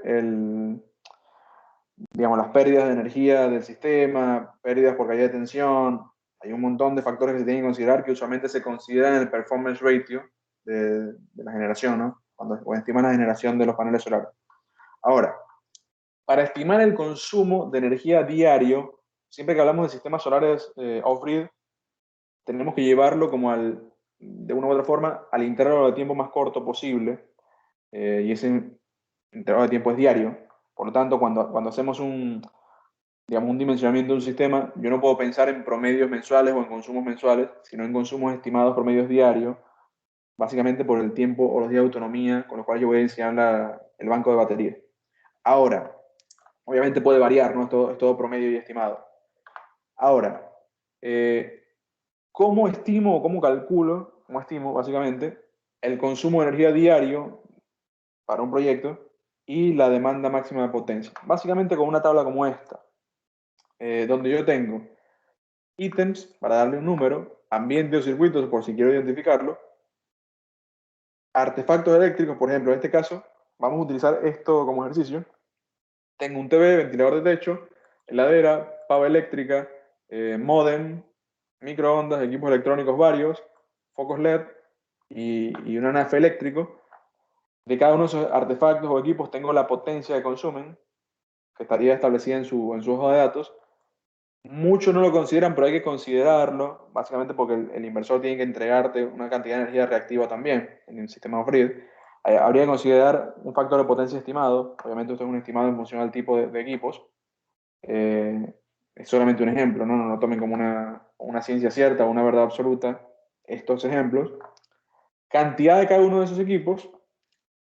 Y con esto yo voy a estimar la potencia total. La potencia total es igual a la potencia que demanda el equipo por la cantidad, ¿sí?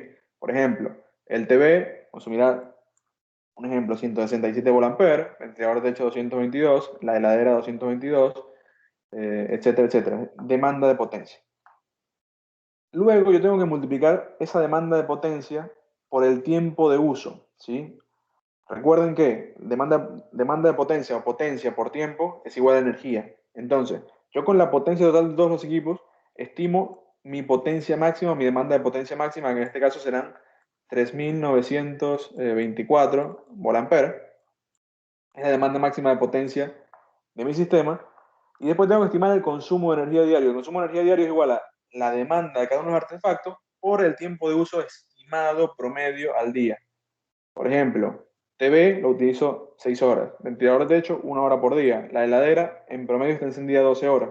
Recuerden que si bien la heladera está conectada todo el tiempo, se enciende y se apaga el compresor. Si la tecnología es inverter, por ahí sea más eficiente todavía. Más o menos se puede estimar 12 horas. Si es un restaurante donde se abre todo el día la heladera, probablemente sea mayor ese tiempo de uso. Pava eléctrica, media hora por día. Módem de internet de unos 20 watts, está conectado 24 horas.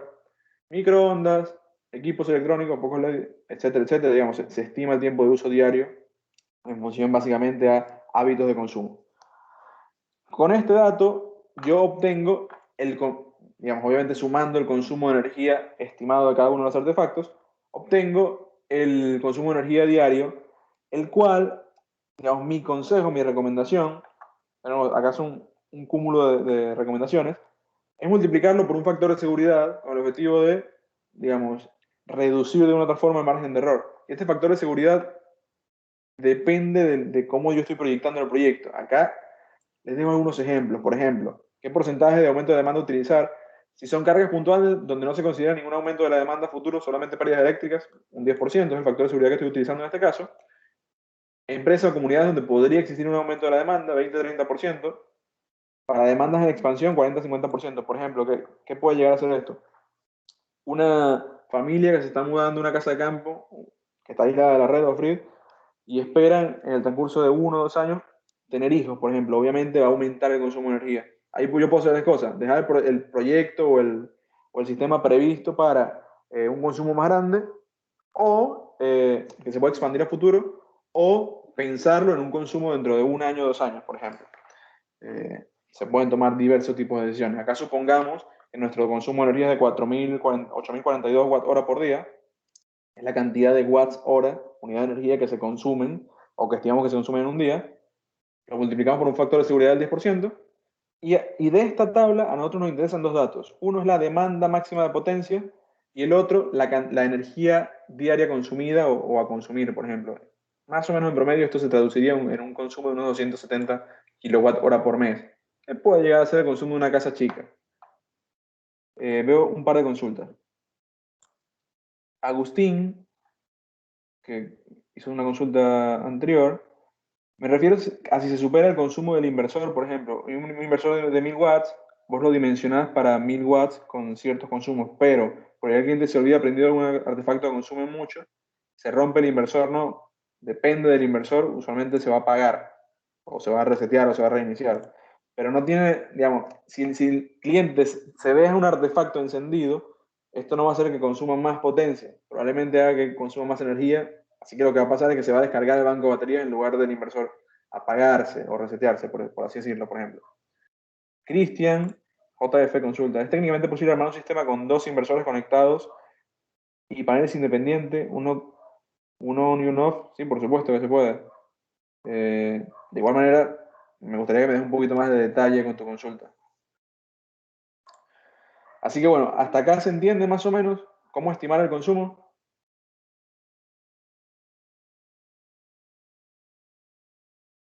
Avísenme por el chat.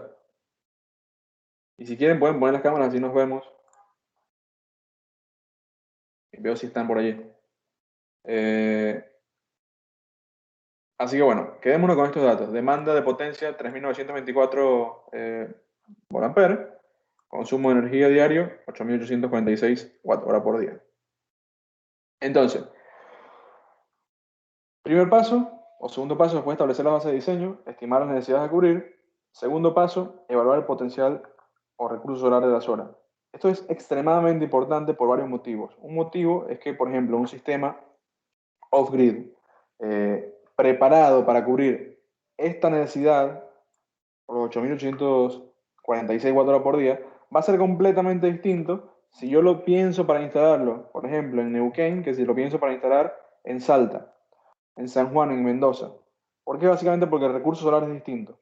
Entonces, no es la mejor práctica del mundo dimensionar un sistema para un consumo puntual, sin considerar, obviamente, la ubicación. Porque en función de la ubicación, no solamente la ubicación, hay distintos factores climáticos que influyen en la radiación solar, por ejemplo, la latitud, el relieve, los microclimas, la altitud, las posibles sombras, etcétera, etcétera.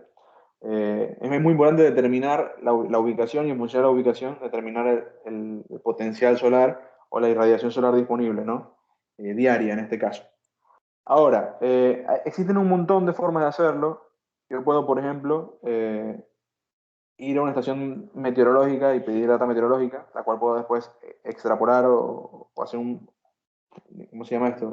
A través de un modelo de transposición, llevarla a la orientación e inclinación que estimo o en la que estimo instalar los paneles, puedo hacer eso. Puedo irme a un software especializado, por ejemplo, SolarGIS, Global Solar Atlas, para buscar la información. Puedo utilizar el Atlas Solar de Argentina. Hay un montón de maneras. Yo les voy a explicar cómo hacerlo con el software de la NASA, ¿sí? Que es una de las posibilidades. De igual manera, para que tengan alguna idea, eh, este mapa es un mapa igual del Global Solar Atlas, me indica más o menos la hora solar pico estimada, digamos, la unidad de solar pico, una hora solar pico igual a 1 kWh por metro cuadrado al día para distintas zonas de Argentina. Por ejemplo, en Buenos Aires estamos hablando de promedio unas 4.5, 4.8 horas solares pico o kilowatt hora por metro cuadrado día. Si nos vamos para Salta, probablemente estemos más cerca de los 6 y así sucesivamente. Sin embargo, es importante estimarlo para, digamos, para cada lugar. Y también es importante nunca tomar, bah, depende obviamente del tipo de instalación, pero no tomar el promedio anual. ¿Por qué? Porque si bien yo puedo tener emplazamientos donde el promedio anual es similar, en algunos lugares es mucho más variable con respecto a la estación. Por ejemplo, es mucho menor en invierno y mucho mayor en verano que en otros. Y eso me determina digamos, el tamaño de mi sistema, básicamente. Entonces, ¿cómo estimo el potencial solar o la radiación solar disponible? Uno, utilizando la guía de recursos solares de Argentina, de la Secretaría de Energía, por ejemplo, donde yo para que tengan una idea, ¿no? Para distintos meses del año, junio, octubre y diciembre, la hora solar pico disponible para distintas regiones. Esto es un promedio, digamos, de junio, octubre e invierno, y obviamente está como pensado para regiones muy grandes, ¿no? Seguramente existen variabilidades importantes asociadas a los climas de cada lugar. Pero, por ejemplo, yo puedo tomar como referencia que no sé, en octubre, en Buenos Aires tengo una hora solar pico de 5. En verano, una hora solar pico de 6.5, por ejemplo. Y en junio, invierno, una hora solar pico de 2. ¿Sí? Más o menos. Hora solar pico, siempre hablamos de hora solar pico en este caso, estamos hablando de radiación global horizontal, es decir, sobre el plano horizontal, que tengo después, no sé, transpolarla a el plano inclinado. Te voy a explicar cómo.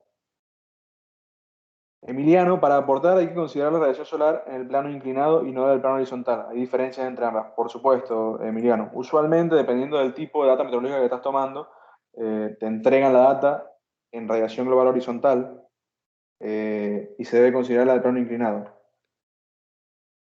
Efectivamente. Ahora, esta tabla, ¿sí? Es la misma que vamos a sacar ahora con el software de la NASA, de la página de la NASA, pero básicamente me indica, ¿sí? Para distintos meses del año, la hora solar pico, considerando, por ejemplo, la global horizontal, la radiación difusa, la directa y la radiación la radiación solar sobre el plano inclinado para distintas inclinaciones de mi superficie de captación, en este caso paneles. Por ejemplo, donde dice tilt 0 es la radiación solar que yo tendría disponible en mi superficie, inclinada a 0 grados, 19 grados, 34, 49 y 90 grados. Esto me permite tomar distintas decisiones, ¿no? Como por ejemplo, la hora solar pico a considerar, cuál utilizo para mis cálculos, y la inclinación de mis paneles solares. Por ejemplo, en un sistema, miren esto, a mí me interesan estas que están acá. Son los datos de radiación solar y radiancia en realidad sobre mis planos inclinados en hora solar pico. Por ejemplo, 6.10 hora solar pico es igual a 6.10 kilowatt hora sobre metro cuadrado por día. Eso quiere decir que en promedio, en un día de diciembre, con mi superficie inclinada 34 grados, recibe una radiación solar de 6,10 kilowatt hora por metro cuadrado. ¿Entiende esto? Eso equivale a una hora solar pico. Entonces, en el caso de un sistema off-grid, acá utilicemos un poquito el cerebro, ¿no? En el caso de un sistema off-grid, aislado de la red, donde yo tengo que abastecer el 100% de mi consumo todo el año, ¿qué dato o qué valor de hora solar pico ustedes utilizarían? Pueden hacer cualquier comentario, ¿eh? En este rango de datos.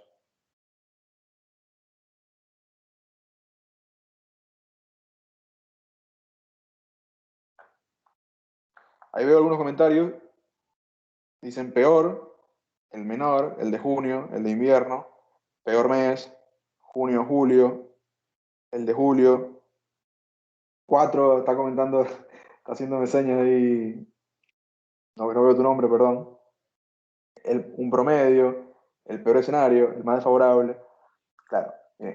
La decisión de qué hora solar pico tomar para dimensionar el sistema pasa por varias aristas, ¿no? Se tiene que ver desde distintos puntos de vista. Asociado a, por ejemplo, se puede dar el caso en el cual yo tengo una superficie disponible con un ángulo de 19 grados, por así decirlo, para compararlo con esto, de 20 grados, y los paneles sí o sí tengo que instalarlos con 20 grados. En ese caso, evidentemente, tomo el peor valor para 20 grados, que sería el de junio, por ejemplo. Idealmente, yo tengo que considerar el peor mes, ¿sí? Y el mejor valor, en este caso sería 49 grados y 3,61 hora solar pico, así que mi hora solar pico sería de 3,61, por ejemplo, pero no siempre es así. ¿Por qué? Porque supongamos que es una casa que se utiliza solamente en verano, noviembre, diciembre, enero y febrero. Utilizar este valor de solar pico a mí no me sirve de nada porque seguramente durante los meses de invierno el consumo sea nulo o muy bajo. Por lo tanto, obviamente depende del uso, ahí hicieron un comentario. Yo tendría que tomar el peor valor de mis meses de referencia, noviembre, diciembre, enero y febrero. Entonces tomaría, por ejemplo, 5,73. Porque si yo logro con 5,73 horas solares pico o kilowatt hora por metro cuadrado día cubrir mi necesidad, lo hago en los meses, lo puedo cubrir en los meses donde tengo más radiación solar disponible. Y así sucesivamente, digamos. Esa decisión pasa como por distintas, de nuevo, distintos puntos de vista. Sin embargo, nosotros vamos a considerar en nuestro ejercicio que la radiación solar disponible, perdón, que el consumo de energía es constante durante todo el año. Por lo tanto, si yo necesito cubrir mi necesidad únicamente con energía solar, tengo que hacerlo en el peor escenario. El peor escenario, en este caso sería el mes de junio. ¿Sí? Y en el mes de junio, la radiación solar disponible para el ángulo ideal, que serían 49 grados, es de 3,61. Entonces, supongamos que yo puedo instalar mis paneles solares con 49 grados de inclinación, y en el peor mes tengo 3,61 horas solares pico disponible. Tomemos ese valor. Sin embargo, no necesariamente tiene que ser así. Ahora, ¿de dónde saco estos valores, estos datos? Les voy a dar un ejemplo. Podría hacerlo de la página de la NASA. Entro en esta página, les voy a colocar en el chat por si quieren después entrar, por si alguien no ha entrado. Es el software de predicción meteorológica de la NASA. power.lag.nasa.gov es la página. Entro en el Power Data Access Viewer, acá.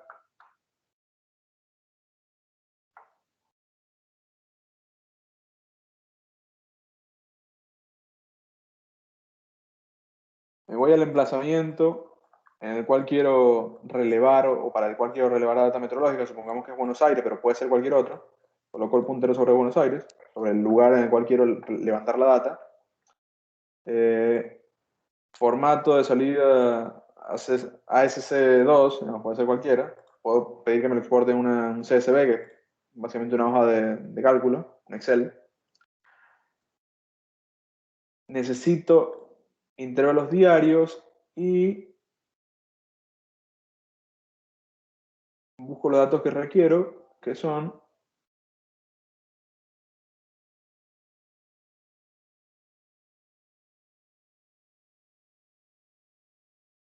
Perdón, tengo que elegir intervalos de tiempo climatológicos. Y ahí busco parámetros para paneles solares inclinados, está todo en inglés obviamente. Necesito la radiación solar para paneles inclinados hacia el ecuador, por ejemplo, es un dato que me interesa conocer. Le puedo pedir otro montón de cosas, por ejemplo, la temperatura media o promedio para calcular, por ejemplo, la pérdida de tensión de los paneles solares con el aumento o disminución de la temperatura. Por ejemplo, rango de temperatura 2 metros, le pido. Le puedo pedir también, para dimensionar sistemas de almacenamiento, la cantidad de días en los cuales tengo, a la cantidad de periodos en los cuales tengo 3 días consecutivos sin radiación solar. Y submit, para que me den los datos.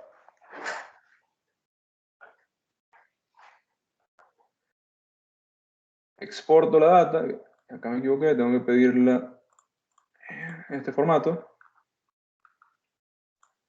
Exporto la data.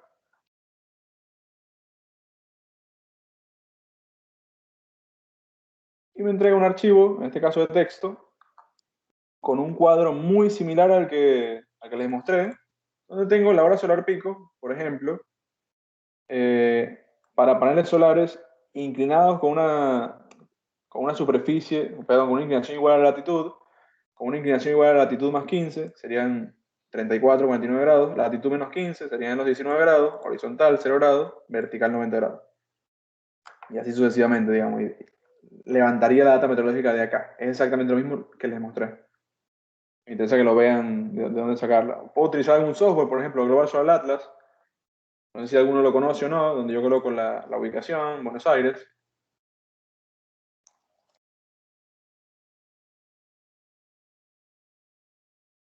Puedo seleccionar el tipo de instalación, porque en función del tipo de instalación determina más o menos pérdidas de un performance ratio mayor o menor.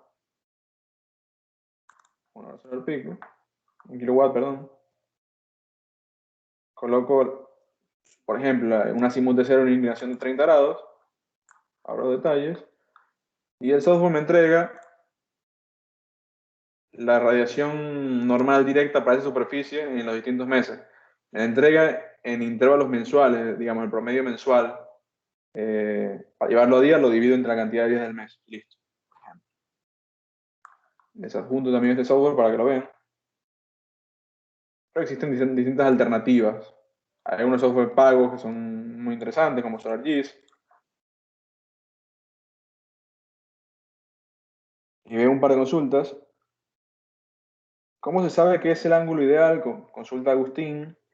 Digamos, el ángulo ideal no existe, depende de la necesidad que tienes. Por ejemplo, si el consumo de energía de la vivienda es únicamente en el verano, a mí me conviene inclinar los paneles menos porque tengo un mejor rendimiento con una inclinación menor, por ejemplo, más cerca de los 10 grados, que una inclinación mayor. Entonces, en lugar de inclinar los paneles 49 grados, los inclino 19 grados, si la demanda de energía únicamente en verano.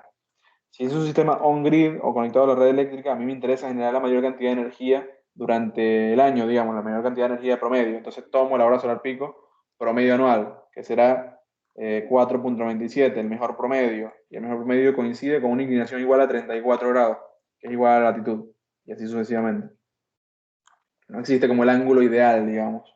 Depende de mi aplicación. Y en muchos casos, la verdad, por la reducción de costos de los paneles solares, conviene, por ejemplo, si yo estoy en un campo, ¿no? Frío igual, y tengo un techo de chapa inclinado hacia el norte con 20 grados, eh, por ahí me conviene por un tema de seguridad, costos de estructura y demás, en lugar de inclinar más los paneles, llevarlos a 49 grados, que sería el ángulo ideal, por ahí los pongo con 20 grados y coloco uno o dos paneles más para compensar esa pérdida de rendimiento en el invierno, por ejemplo, se puede hacer.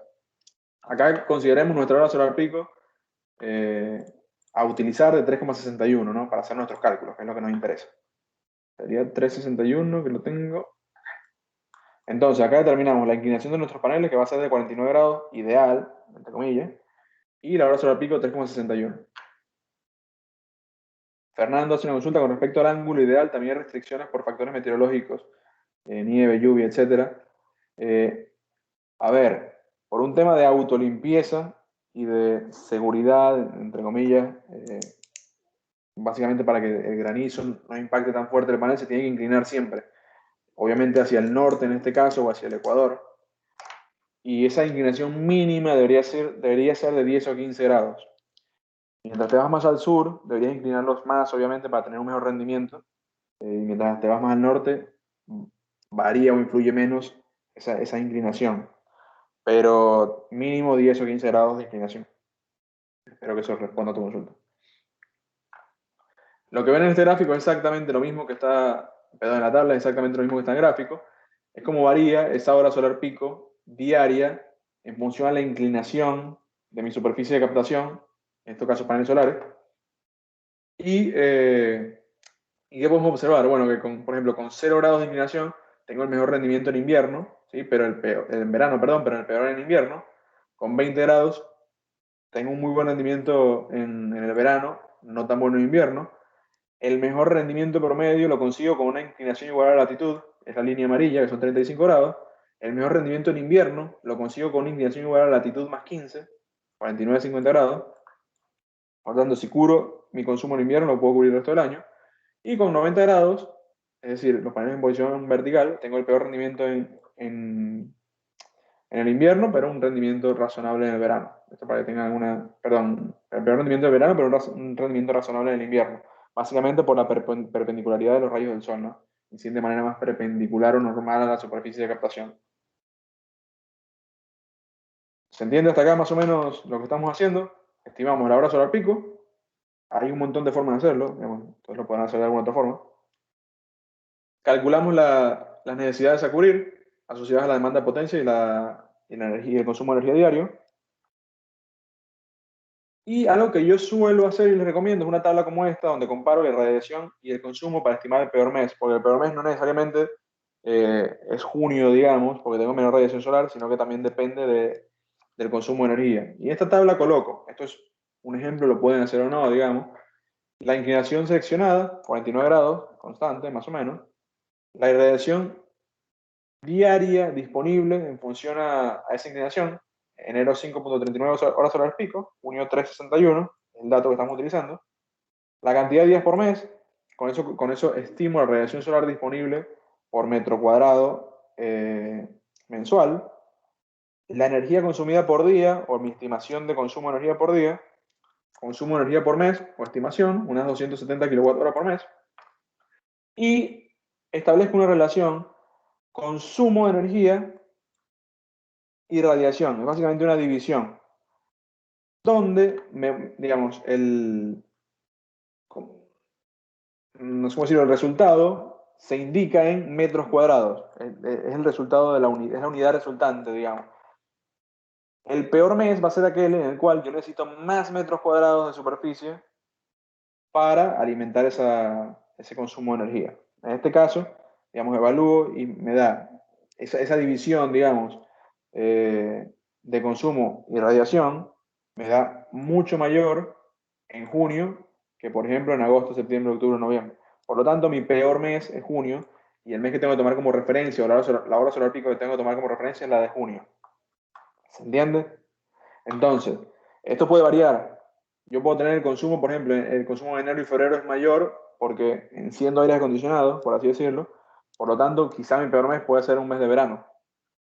Eso no hay ninguna restricción con respecto. Veo un par de consultas.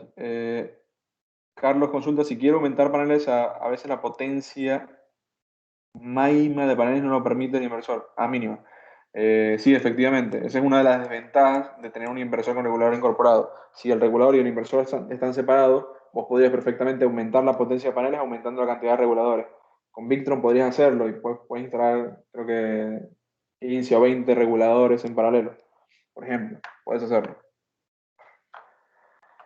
Bueno, otra manera de hacerlo, de estimar mi hora solar pico sobre el plano inclinado, que es mi plano de captación, es con tablas de transposición. Después les paso la fuente, pero esta tabla la saqué de la guía del recurso solar de la Secretaría de Energía. La sacaron hace unos 3, 4 años, no recuerdo bien.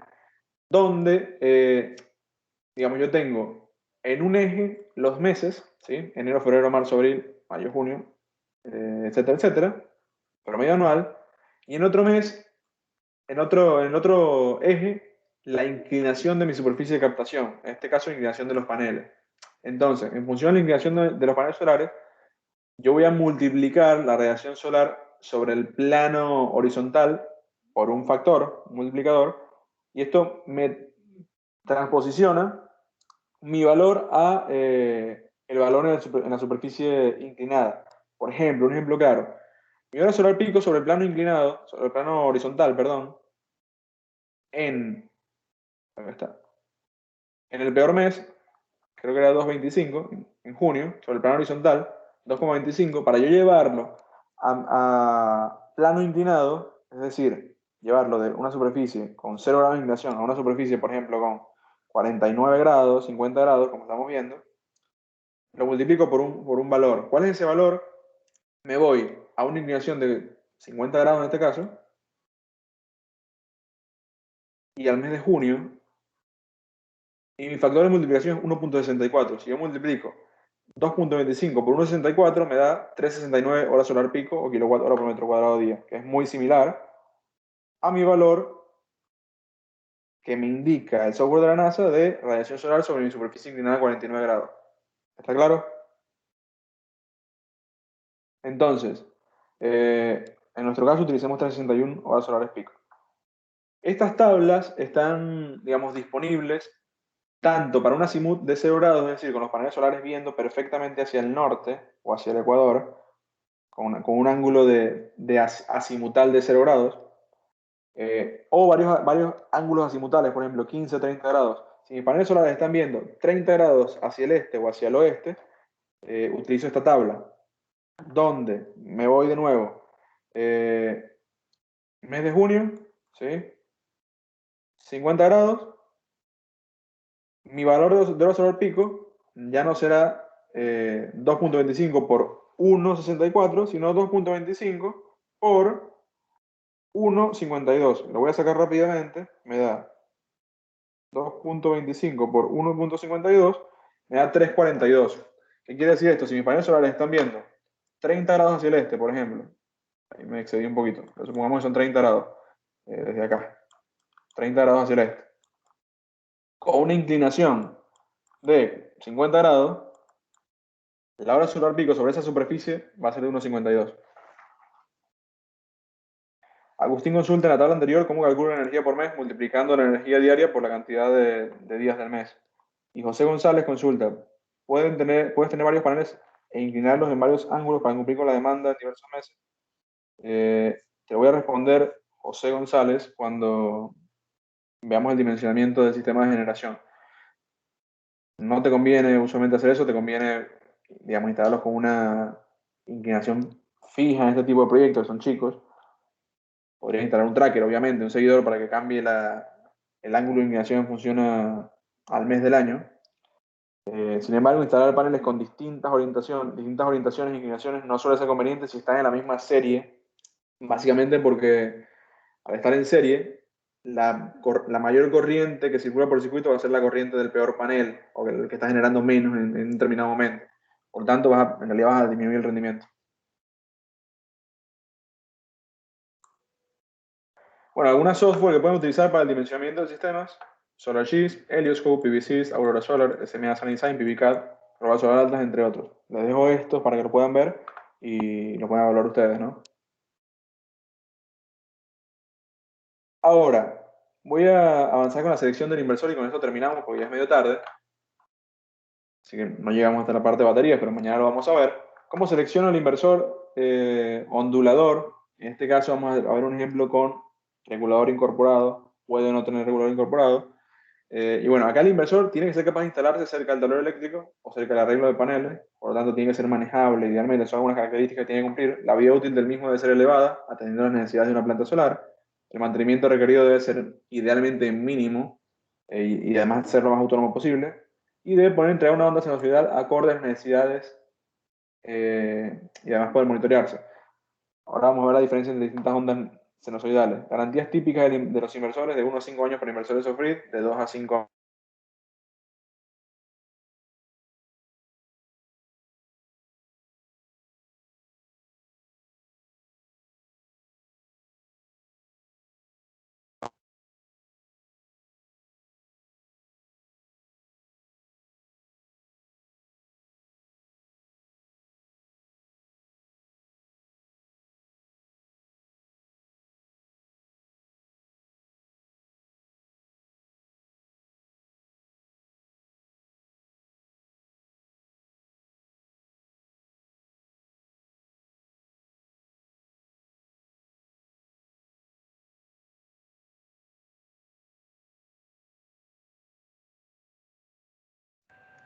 Hola Héctor,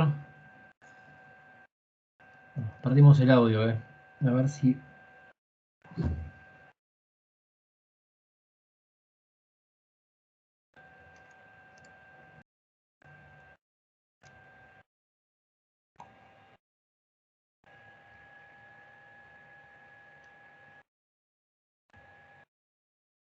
¿Escuchan? Ah, ahora sí. Sí, me parece que se desconectó el auricular. Buenísimo. Bueno, ahí volví.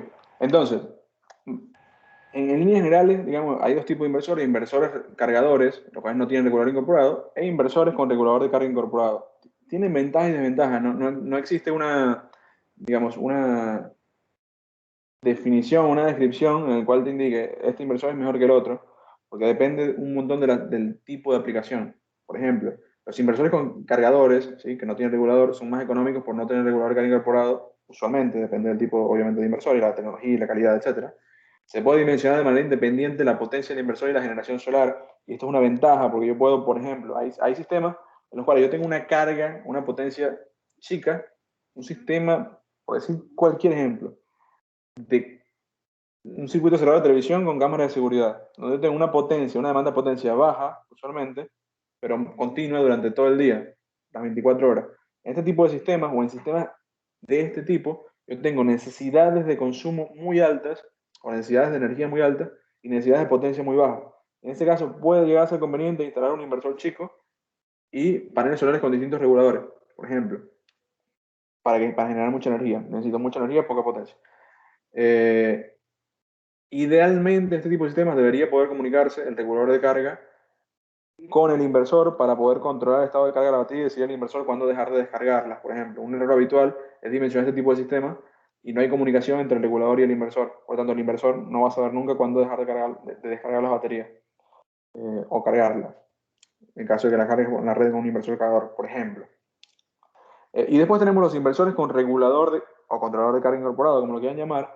Esto ya tiene incorporado digamos, el regulador en su fabricación, y puede ser PWM o MPPT. No se puede dimensionar de manera independiente la generación y la potencia del inversor, básicamente porque es un solo equipo. Si yo necesito, creo que alguien hizo una consulta, ampliar digamos, la generación de paneles, si ya mi inversor está como al límite del rango o la potencia máxima de paneles solares, lo único que voy a poder hacer en ese caso es colocar otro inversor. ¿Sí? Voy a aumentar al pedo la potencia, por así decirlo. Existen algunas tecnologías y algunas marcas que te permiten instalar un inversor que tiene regulador incorporado y aparte un regulador de carga que se comunica con el inversor, por ejemplo. Nada, para que tengan alguna idea. Otra característica es, al estar integrado el regulador y el inversor, su precio en conjunto puede llegar a ser menor y es mucho más fácil de instalar. Carlos hace un comentario. Los inversores sin regulador ya tienen un limitante de consumo, normalmente a los 11 volts o múltiplos, dejan de consumir y apagan el sistema. No entiendo muy bien, Carlos, si esto es una consulta o un comentario. Si quieres lo puedes extender un poquito. Te invito. Bueno, diversos tipos de inversores, por ejemplo, ¿cómo podemos clasificarlo? Acá voy muy rápido. Lo puedo clasificar en función de su tipo de onda cuadrada, modificada y onda pura, la onda que entregan. Error típico, dimensionar un inversor de onda cuadrada, por ejemplo, para una carga inductiva, una heladera. Error. Tiene que ser un inversor de onda sinusoidal pura o modificada, una muy buena onda modificada, para que tengan algunas ideas. ¿De qué otra manera lo puedo clasificar? En función de su funcionamiento. Inversores on-grid, diseñados para inyectar energía a la red. Inversores off-grid, diseñados para crear una red. O de inversores híbridos que cumplen ambas funciones. Estos son algunos modelos de inversores de esas tecnologías. En función de su rango de entrada en MPT, pueden ser inversores centrales, inversores de string o cadena, o microinversores. Por un tema de tiempo voy a pasarlo medio rápido. Ahora, para seleccionar o dimensionar el inversor, ¿qué tengo que considerar? Tengo que considerar la corriente de consumo, si es continua, alterna, monofásica o trifásica. Si la corriente es trifásica, tendré que seleccionar o dimensionar un inversor trifásico o un arreglo de 3 inversores para armar una red trifásica. Acá es importante aclarar que el proceso de dimensionamiento o diseño del inversor en realidad no es un diseño. Es como cuando, por ejemplo, se diseña un sistema de bombeo. Yo no diseño la bomba, yo selecciono la bomba de un catálogo en función a mis necesidades. En este caso es más o menos lo mismo. Entonces yo selecciono el inversor de un catálogo o, digamos, de mi proveedor en función a ciertas necesidades. Estas ciertas necesidades pueden variar. Lo mismo las consideraciones que yo tomo para seleccionarlo. Entonces, acá que tengo que considerar de nuevo la corriente de consumo, la demanda máxima de potencia, que en este caso es el factor más importante. Si tiene un regulador incorporado, por ejemplo, la ubicación del inversor, esto me determina el grado de IP. Si estoy en un lugar donde tengo, por ejemplo, mucha humedad, puede haber condensación o algo por el estilo, tengo que utilizar un inversor con un grado de IP elevado, un grado de IP o de estanqueidad elevado, por ejemplo. Solamente los inversores off-grid tienen grados de IP bajos. La calidad, el presupuesto estimado, esto me va a determinar obviamente un inversor más caro o más barato, por decir algunos ejemplos. Disponibilidad de productos, el que tiene disponible multiradio en este caso, digamos, para proveer, esto me determina un montón. El tamaño de instalación, necesidad o no de monitoreo y la tensión y frecuencia de salida. La tensión y frecuencia, ¿por qué? Porque básicamente, como les comenté anteriormente, si yo estoy en Estados Unidos, en Panamá, en Perú o en algún otro país, probablemente el rango de tensión, la tensión de trabajo y frecuencia sea distinta a la tensión de trabajo y frecuencia de acá. Me pasó una vez con un cliente que me contó, no, me traje un inversor, me fui a vivir a Estados Unidos o de paseo, no me acuerdo, me traje un inversor y quiero armar una red en mi casa, era un inversor on-grid. Pero el inversor trabajaba con 120 volts y 60 Hz únicamente. Obviamente no lo puedo utilizar, entonces esto se tiene que considerar. Ahora, ¿cómo selecciono el inversor ¿sí? Y con esto ya terminamos. Básicamente, es el más sencillo de dimensionar o seleccionar, porque no tengo que calcular nada. Yo lo selecciono, lo dimensiono en función a mi demanda máxima de potencia. En mi caso, en el caso del ejercicio que estamos haciendo, tenemos una demanda de potencia máxima de unos 3.924 VA, llamémoslo 4.000 watts o 4 kilowatts. Me voy a la base de datos de un inversor. Supongamos que yo decidí trabajar con inversores con regulador incorporado, Growatt, modelo HBM, SPF HBM, por ejemplo. Tengo de 3.000 watts y 24 volts, 3.000 watts y 48 volts, o 5.000 watts y 48 volts. En este caso, ¿qué inversor tendremos que utilizar? Y claramente el de 5 kilowatts, porque mi demanda máxima de potencia es de 4 y excede los 3.000 watts, ¿cierto? Entonces, acá, ¿qué datos me interesan para yo continuar con mi proceso de dimensionamiento? Y este es el motivo por el cual yo primero seleccioné o dimensioné el inversor y después el resto de los equipos. Sencillamente porque el inversor me determina un montón de parámetros, ¿no? La potencia de salida máxima son 5.000 watts. Está ok, básicamente por mi demanda máxima teórica es de 4.000. Potencia máxima solar fotovoltaica, es decir, la potencia máxima de la entrada de paneles solares, son 4.500 watts. 4.500 watts. Rango de tensión de trabajo o de tensión de entrada de paneles solares es de 60 a 115 y máximo 145. O sea, 60, 115 y máximo 45. Disculpen, escribo medio mal, estoy escribiendo con el mouse. La corriente máxima es de 80 amperes. La tensión del banco de baterías, battery voltage, es de 48 volts. Entonces ya esto me determina que, por ejemplo, si utilizo baterías de 12 volts, tendré que utilizar 4 baterías en serie mínimo. Si son baterías de 6 volts, 8 baterías en serie y así sucesivamente.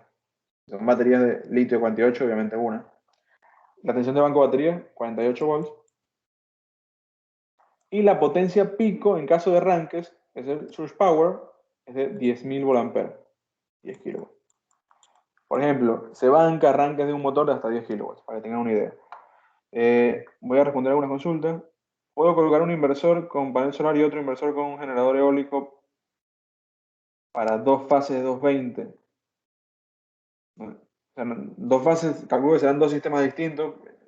Podrías, sí, si esa es la consulta. Ahí veo que Carlos creo que no hace falta comunicación entre el regulador y el inversor, ya que los inversores por debajo de cierto voltaje se apagan para evitar una descarga muy profunda. Eso quería decir. Podrías hacerlo, pero digamos, no es lo más razonable, porque vos podrías, por ejemplo, configurar para que la porcentaje de carga no exceda cierto porcentaje del 50%, y eso podrías hacerlo usualmente desde el regulador de carga. Depende del tipo de inversor, digamos, algunos inversores no te permiten configurar ese valor, ese parámetro. Para un sistema dedicado, también se debe seleccionar el inversor por catálogo. Sí, deberías. Para el caso de SMA, tiene scrolls que permite fijar la tensión y la frecuencia de salida. Efectivamente. Igual depende. Algunos te permiten fijarla, por ejemplo, en 230 o 220 volts, pero no en 120 o 230. Eso hay que verlo. Básicamente porque varía mucho la corriente y variabilidad electrónica interna del equipo. Agustín consulta, ¿en qué momento se utiliza inversor de 12, 24 o 48 volts? Esto está asociado con la potencia del inversor. Si los inversores son chicos, por ejemplo, de 600 watts, 1000 watts o algo por el estilo, usualmente son de 12, hasta 3000 de 24 y a partir de 4 o 5000 de 48. ¿Esto por qué? Básicamente por la corriente máxima que se le extrae del banco de baterías no sea demasiado elevado. Por ejemplo, si yo potencia igual a voltaje por corriente, ¿no? Si yo tuviese que trabajar con un inversor de 5 kilowatts a 12 volts, 5000 entre, perdón, 5000 entre 12, estaría tomando el banco de baterías aproximadamente 400 amperes cuando está a plena carga. No es conveniente. Usualmente por eso, por ejemplo, con un inversor de 5000 watts, ya trabajo con una tensión de 48 volts.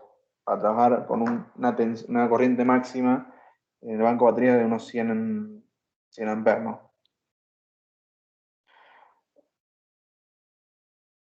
Rango de tensión máxima, Santiago, es de, perdón, dibujé acá, es de 60 a 115 el rango de MPPT y la tensión máxima es de 145 volts en DC de este inversor.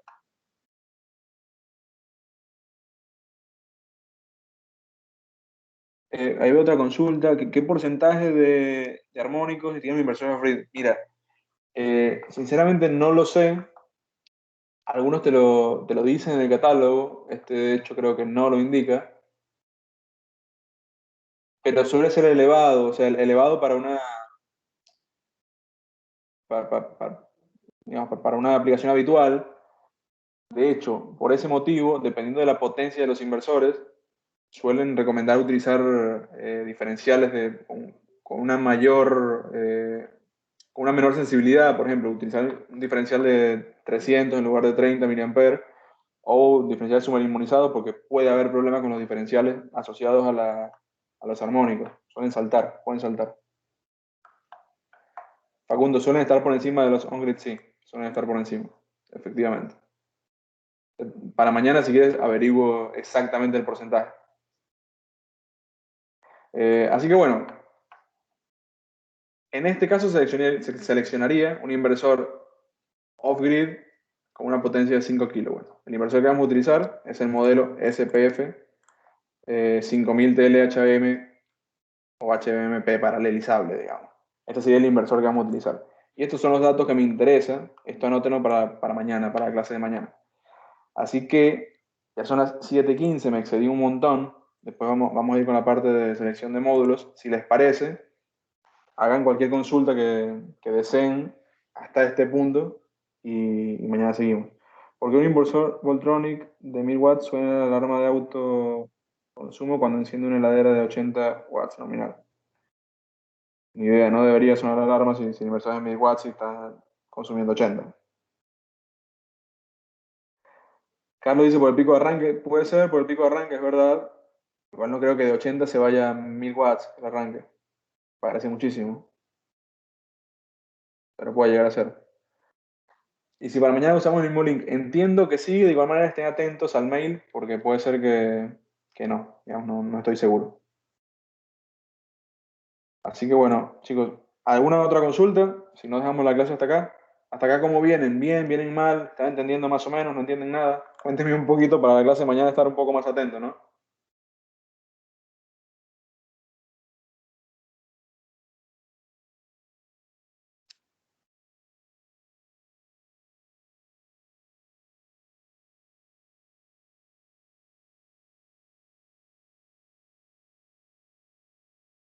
Bueno, y veo que vienen más o menos bien, así que me alegra. Sí, ahí vi que preguntaron si se va a enviar la presentación. Se va a enviar la presentación, sí, efectivamente. Y de nuevo, si quieren, igual mañana se lo paso a Julián para que se nos envíe una pequeña guía de cómo hacer el proceso de dimensionamiento, digamos, una guía paso a paso. Acá de nuevo vamos a ver, más allá del ejercicio, un poco, digamos, cómo tomar ciertas decisiones, es lo que me interesa que también, o que entiendan.